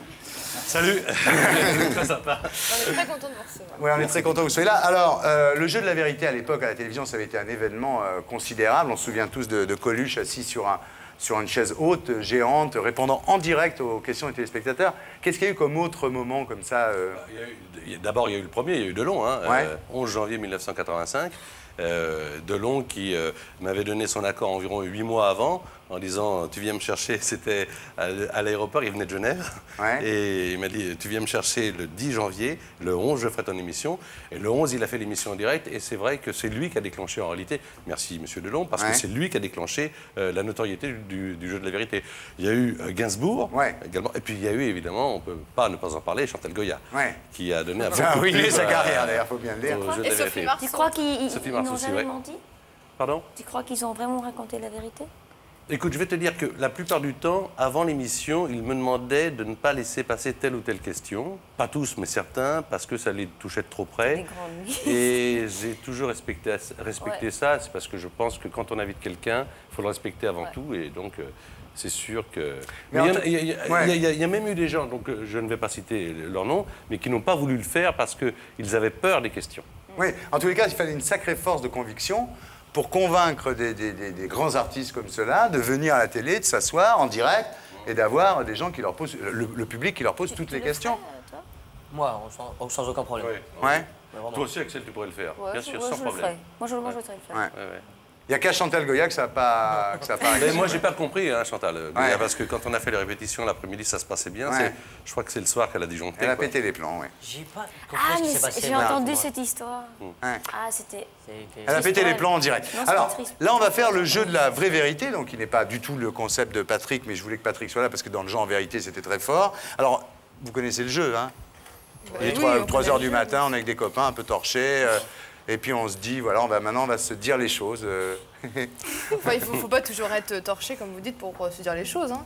Bah, disons que ça peut aider d'être un peu torché, mais c'est vrai qu'on est, mais ça on est vous pas... parlez de vous, Thierry. Avant, Ah, Linda. oui. Et taquine. On peut quand même poser une question en préalable. Est-ce que la vérité est-elle toujours bonne à dire? C'est une bonne question. Non, mais est-ce qu'il faut toujours se la dire, la vérité? Faut essayer. C'est ma première question. Je peux la poser à M. Millon? Bah, allons-y. Alors, donc, qu'est-ce qu'on va donner? Est-ce qu'on peut baisser les lumières? On baisse les lumières. Oui. Commencez, alors, Patrick. Alors, est-ce que la vérité est-elle toujours bonne à dire? Et puis, est-ce que vous avez toujours dit votre vérité, la vérité? Je pense qu'il y a des vérités qui ne sont pas bonnes à dire. Parce que la personne qui est en face de vous ne peut pas la supporter. Et que dans certains cas, la délicatesse, l'amour, la charité veut que vous fassiez un acte de restriction. Ça, c'est normal. Je crois que dans une vie de couple, ou dans une vie de groupe, ou dans une vie publique, ou dans une vie privée, on a tous ressenti ça. Et c'est un geste de délicatesse. Alors tout le monde peut se poser des questions. Tout le monde peut poser des questions à tout le monde, c'est le principe. Voilà. Alors Jamel, vous pouvez me poser une question, je répondrai la vérité. Vous pouvez demander à Linda, vous pareil, voilà. C'est-à-dire n'importe quelle question, tu N'importe quelle répondras question et les gens diront la vérité. Pourquoi tu détestes Guy Bedos? Ouais, non, c'est vrai. Je pense que... Je sais même plus pourquoi je le déteste, dis donc. Dis-moi pourquoi. Non, franchement, je sais pas. Il y a bien une raison. Je sais pourquoi, moi. Mais dis-le alors, parce que... Il avait apparemment refusé toutes tes invitations. Oui, bien sûr, mais au départ, pourquoi, je sais pas. C'est vrai, tu sais pas. Non, franchement. Donc tu le détestes pour rien. Bah, je l'aime pas parce qu'il m'aime pas, voilà. Parce que dans la vie, il y a des gens qui vous aiment pas, alors vous les aimez pas. Ah, comme ça, gratuit. Voilà. Pas très intelligent. Non. Voilà. Moi, j'ai une question pour Jamel. J'aime bien, j'ai posé une bonne question. Il est bon ce jeu, il est bon ce jeu. Ça va marcher. Bon, ok, alors continuons, restons dans la vraie vérité. Moi, j'ai une question pour Jamel. Je vous en prie, Linda. Est-ce que Smaïn est venu voir votre spectacle? Oui. Il est venu vous féliciter? Oui. Non, vous mentez, Jamel. Si, je te jure. Non, il n'est pas venu vous féliciter. Vous n'avez pas accepté qu'il vienne rentrer dans votre loge. Quoi? Oui, vous n'avez pas accepté qu'il rentre dans votre loge. Moi, j'ai pas accepté que Smaïn rentre dans mes loges. Oui, Jamel. Alors, je te jure, ça... Il a l'œil comme ça dans le Il est rouge. Non, alors je vais te dire ce qui s'est passé véritablement. Qu'est-ce qui s'est passé? Un quiproquo. Sincèrement. Ça arrive, hein? Oui, vraiment. Un quoi? Un quiproquo, je t'explique. Un quiproquo, c'est... Cherche dans le dictionnaire. Un dictionnaire. Q. Ouvrez-le à la lettre Q. On va les flamands. Bah oui, c'est pas ma langue Quiproquo, maternelle. je sais bien. Un quiproquo. Un malentendu. Un malentendu. Non, vraiment. Dis alors. Alors, oui, j'explique. Non, je laisse. Donc, Jamel, qu'est-ce qui s'est passé? Il est venu voir le spectacle. Et en fait, je l'avais en face de moi. Et il n'a pas rigolé. Non, oui, mais il rigolait pas parce qu'il analysait le spectacle. Il rit jamais. Je le savais pas. Je savais pas que ce mec-là, quand il allait voir le spectacle, il ne riait pas. Parce qu'il vous aime beaucoup. Oui, mais je sais. C'est lui qui a trouvé le nom de votre premier one-man show, c'est vrai? Oui, c'est vrai. Oui. C'est deux questions, hein, c'est deux, tu as droit à une. Non, mais oui, mais Alors, Smaïn, j'ai beaucoup de respect pour son travail, pour lui. Il n'y a aucun problème, je te jure, et je l'aime bien en plus. J'ai aucune animosité. Simplement, quand il est venu voir mon spectacle, parce que moi, je regarde tout le monde. Quand je joue, je regarde les gens dans les yeux, et lui, il est en face de moi, et il riait pas. Et comme c'est un mec que j'aime bien, je me disais, mais pourquoi il rit pas? C'est dommage. Et tout le spectacle comme ça. Ok. Bon, ben, moi, je pense qu'on peut applaudir en tous les cas. Non, mais t'as dit la vérité. Elle a des bonnes infos. Et quand il est monté dans la loge, il n'a pas été dans la bonne loge. Voilà le quiproquo. Voilà un autre quiproquo. Très bien. Charles Millon, posez une question à qui vous voulez. C'est une petite maline quand même. Ouais, elle est très maline. Charles Millon, posez des questions. À vous. Mais à moi, à Jamel, à Axel. Allez-y. Quand vous préparez une émission comme ça, oui, vous choisissez comment en fait les participants? Bah, si vous voulez, d'abord, je ne l'ai choisi pas tout seul, j'ai choisi avec Catherine Barma. Et avec moi aussi, on en parle. On en parle. Tout le monde en parle. Tout le monde en parle. Et finalement, c'est vrai qu'on fait un petit peu le principe, c'est un peu comme un dîner en ville. on essaye de mettre autour de la table des gens qui n'ont pas grand-chose à faire ensemble. À dire, non. Et voilà, donc pour essayer de créer des mélanges de gens. Voilà. Comme un dîner en ville, il y a toujours un archevêque, une pute. Je peux te poser une question. Mais je dirais pas qui est l'archevêque et qui Ça est veut la dire que pute. là, vous pensez qu'on aurait pu s'inviter les uns les autres. Mais juste, Patrick, t'as pas des boules de pas être sur France 2 ni sur TF1? Ah ouais, si. Tu veux que je parle pour toi, je te pistonne? C'est une question nette. Ah oui, si. T'aimerais bien J'ai revenir. envie, hein. Eh bien, pourquoi tu reviens pas? Mais moi, je serais prête Question. à nous prendre avec... Mais c'est pas moi qui choisis. Hein. Regarde ce jeu, il est super. Je suis sûre que tout le monde maintenant est en train de... On t'a fermé les portes, on t'a barré le passage? Ah oui, ça c'est sûr. Ouais. On t'a dit non, tu ne feras plus de télé chez nous parce que... Ouais, enfin en réalité, on ne m'a jamais vraiment demandé. Quoi. Ça arrange pas mal de gens que je n'y sois pas. Ben voilà, c'est une merci d'avoir répondu avec cette franchise. Je peux dire en ce qui me concerne que je ne comprends pas pourquoi Patrick Sabatier aujourd'hui n'est pas sur une chaîne de télévision. J'ai pas pour habitude de cirer les pompes, mais je comprends pas. Moi non plus. Moi non plus. Moi non plus. Voilà. Oh, c'est mis, t'as vu un peu là? Non, mais c'est vrai. Ah oui. Un petit moment de bonheur. Ah ouais. Un moment de bonheur. Ça Bien. va, Foucault, Moi, j'avais une question. laisse ta place 2 minutes, Foucault. Fais le plaisir. Fais des tournantes avec Patrick. Christine, je veux que vous posiez une question sur l'une des personnes J'ai qui juste ici. une question à poser à Christine. Voilà. Comment tu t'entends avec Marie-Josée Pérec? Pas spécialement bien. Non, On n'est pas du tout... Non, mais alors, c'est- excuse-moi, c'est une bonne question, une très bonne réponse. Et non, je vais te dire pourquoi. Excuse-moi, je parle à ta place, mais je te laisserai le temps de parler. Hein. Bien sûr. C'est parce que je pense qu'à chaque fois, sur un... Je ne sais pas si vous l'avez remarqué, mais dans une situation, il y a toujours un créneau où il y a 2 personnes qui sont assimilées. Il y a eu Hinault et Fignon, il y a eu Delon, Belmondo, il y a eu à un moment donné Drucker et moi. Jamel, Debbouze, Pacino, tout le temps. Jamel Debbouze, toujours, ça fait chier d'ailleurs. Ça y en a marre. Il y a Christine et Marie-Josée, et c'est sûr que si on parle honnêtement, on ne peut pas vraiment aimer l'autre. On est un peu en rivalité. Oui. Et en plus, la presse nous met en rivalité les uns les autres. Non, moi je pense que pas nécessairement, quoi. Pas nécessairement, je veux dire que, bon, Marie-Jo, je ne l'ai pas comme concurrente directe. Elle fait du 400 mètres, moi je fais du sprint court. Mais il y a toujours eu ce problème entre nous. Moi, je peux avoir des copines qui font du 100 mètres. Je veux dire, sur la piste, bon, là, à ce moment-là, on n'est plus copines. C'est vrai qu'on est rivales. Et moi, je pense qu'on peut faire la part des choses. Je peux dire, j'aurais pu être copine avec elle. Sans pour autant qu'il y ait enfin, cette animosité quoi, entre nous. Quoi. Cette indifférence qu'elle porte, entre guillemets, un peu à la France en allant s'entraîner à Los Angeles, tu trouvais que c'était un manque de respect? Non, pas du tout, c'est son choix. Elle est libre. Bon, elle a envie de s'entraîner aux États-unis, bon, elle va aux États-Unis. C'est normal qu'elles s'entraînent à Los Angeles, les meufs, elles sont plus belles là-bas. Les quoi? Ah non, c'est vrai que c'est une femme. C'est une femme. Oui. En tous les cas, vous avez le même entraîneur. Bon, est-ce qu'il y a encore des questions que vous avez envie de vous poser les uns les autres? Profitez-en parce que ces gens... Après, tout le monde va redevenir hypocrite comme avant. Si t'as pas la grosse tête avec tout ce qui t'arrive, parce que t'es quand même assez jeune, tu as quand même un bon succès auprès de tout le monde. J'ai la grosse tête. Ouais, et je l'assume pleinement. C'est quelque chose que je vis bien tous les matins. Non, sincèrement, je sais pas ce que c'est. Enfin, avoir la grosse tête, c'est quoi? C'est se la raconter, manquer de respect à tout le monde. Manquer de respect parce que bon, oui, on a réussi, donc on considère que les autres sont inférieurs, on les traite pas de la même façon que tout le monde, c'est ça. Sincèrement, pour l'instant, non. Mais sachez une chose, et je préviens tous mes proches, que si par malheur je vais tourner un jour aux States, à Los Angeles ou à New York, c'est la merde pour vous. Parce que là, je vais la prendre et sans pitié. Mais pour l'instant, je ne vais pas. Merci beaucoup, merci à tous. Vous restez tous avec nous. On peut rallumer les lumières. Vous y allez, Axel? Mais j'y vais, ouais. Boulot. Ok, Axel, enfin.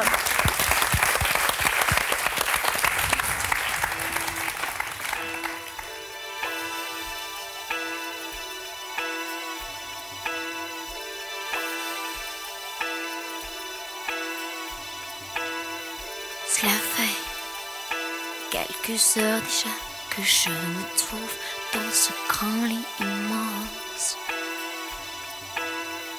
Tu es tellement loin de moi, dans ton sommeil, tu bouges dans tous les sens. Et cela fait au moins 36 fois que j'apprends par cœur les dessins du plafond. J'essaie en vain de compter les boutons mais je ne fais rien que me monter le bourrichon. Je chuchote, petit réveille-toi, car moi je dors pas. Toute la soirée tu papotes, maintenant tu dors comme une marmotte. Oh oui, réveille-toi, je veux que tu me nolottes, moi. Toute la soirée tu papotes et moi je voulais faire des mamours. Mamour, amour, amour. Je voulais faire des mamours jusqu'au lever du jour. J'ai chaud, si chaud. J'ouvre la fenêtre, peut-être le vent te sortira de ton songe. Je fredonne, je tousse, je fais n'importe quoi. Secoue sournoisement l'étreton. À quoi ça sert tout ça? J'ai pour me fatiguer, moi. Je dors toujours pas, toi tu réagis pas. J'essaie en vain de raconter les moutons, mais je ne fais rien que me monter le bourrichon. Je chuchote, dis réveille-toi, car moi je dors pas. Toute la soirée tu papotes, maintenant tu dors comme une marmotte. Oh oui, réveille-toi, je veux que tu me nolottes, moi. Toute la soirée tu papotes et moi je voulais faire des mamours. Mamour, amour, amour. Je voulais faire des mamours jusqu'au lever du jour.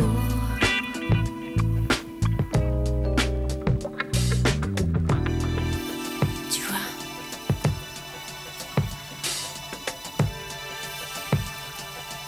je voulais juste te faire des mamours. Des mamours, des mamours. Des mamours, des mamours. Des mamours, des mamours. Des mamours, mon amour. Des mamours, des mamours. Des mamours comme du velours. Pourquoi pas tous les jours? Des mamours, des mamours. Des mamours, mon amour. Je voulais faire des mamours. Mamour, amour, amour. Laisse-moi te faire des mamours jusqu'au lever du jour. Axel Red, je voulais faire des mamours, faire des mamours. Merci beaucoup. Merci. D'ailleurs, Serge Calfon, c'est un bon moment. Si l'image pouvait devenir rose. Voilà, qu'on vive. Voilà. Est-ce qu'on peut mettre le jingle? Voilà, et l'image rose.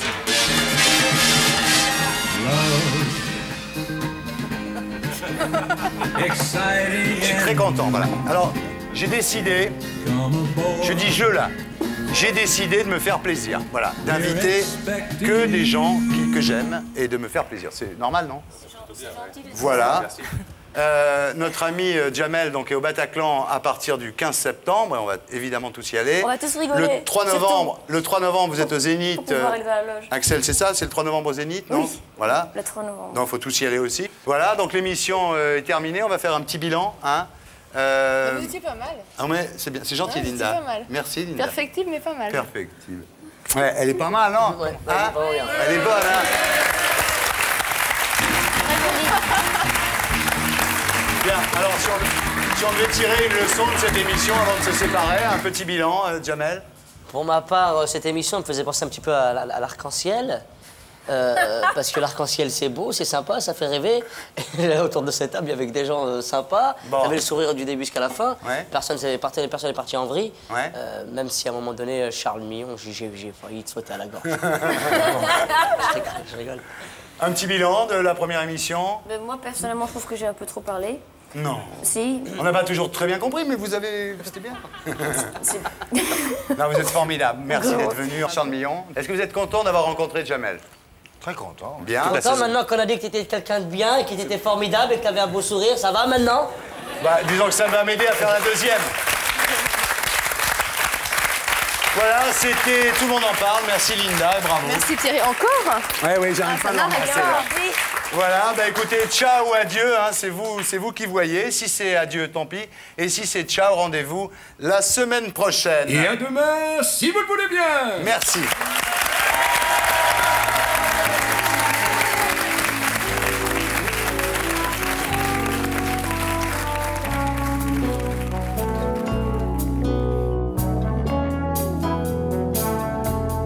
Tu souris ce matin au réveil à côté de moi. Je me sens si bien, je n'ai plus besoin de rien. La vie est belle, facile comme tout. Je subis tes câlins, je sommeille à côté de toi. Je respecte pas, ça me convient à tel point que j'oublie les soucis qui me gâtent au pied de mon lit. Et quoi qu'elle m'apporte ma journée, on ne pourra plus me la gâcher. Tu souris ce matin, je me sens bien. Et pour être sûr de ne rien rater de Inarditube, abonnez-vous et mettez un pouce bleu.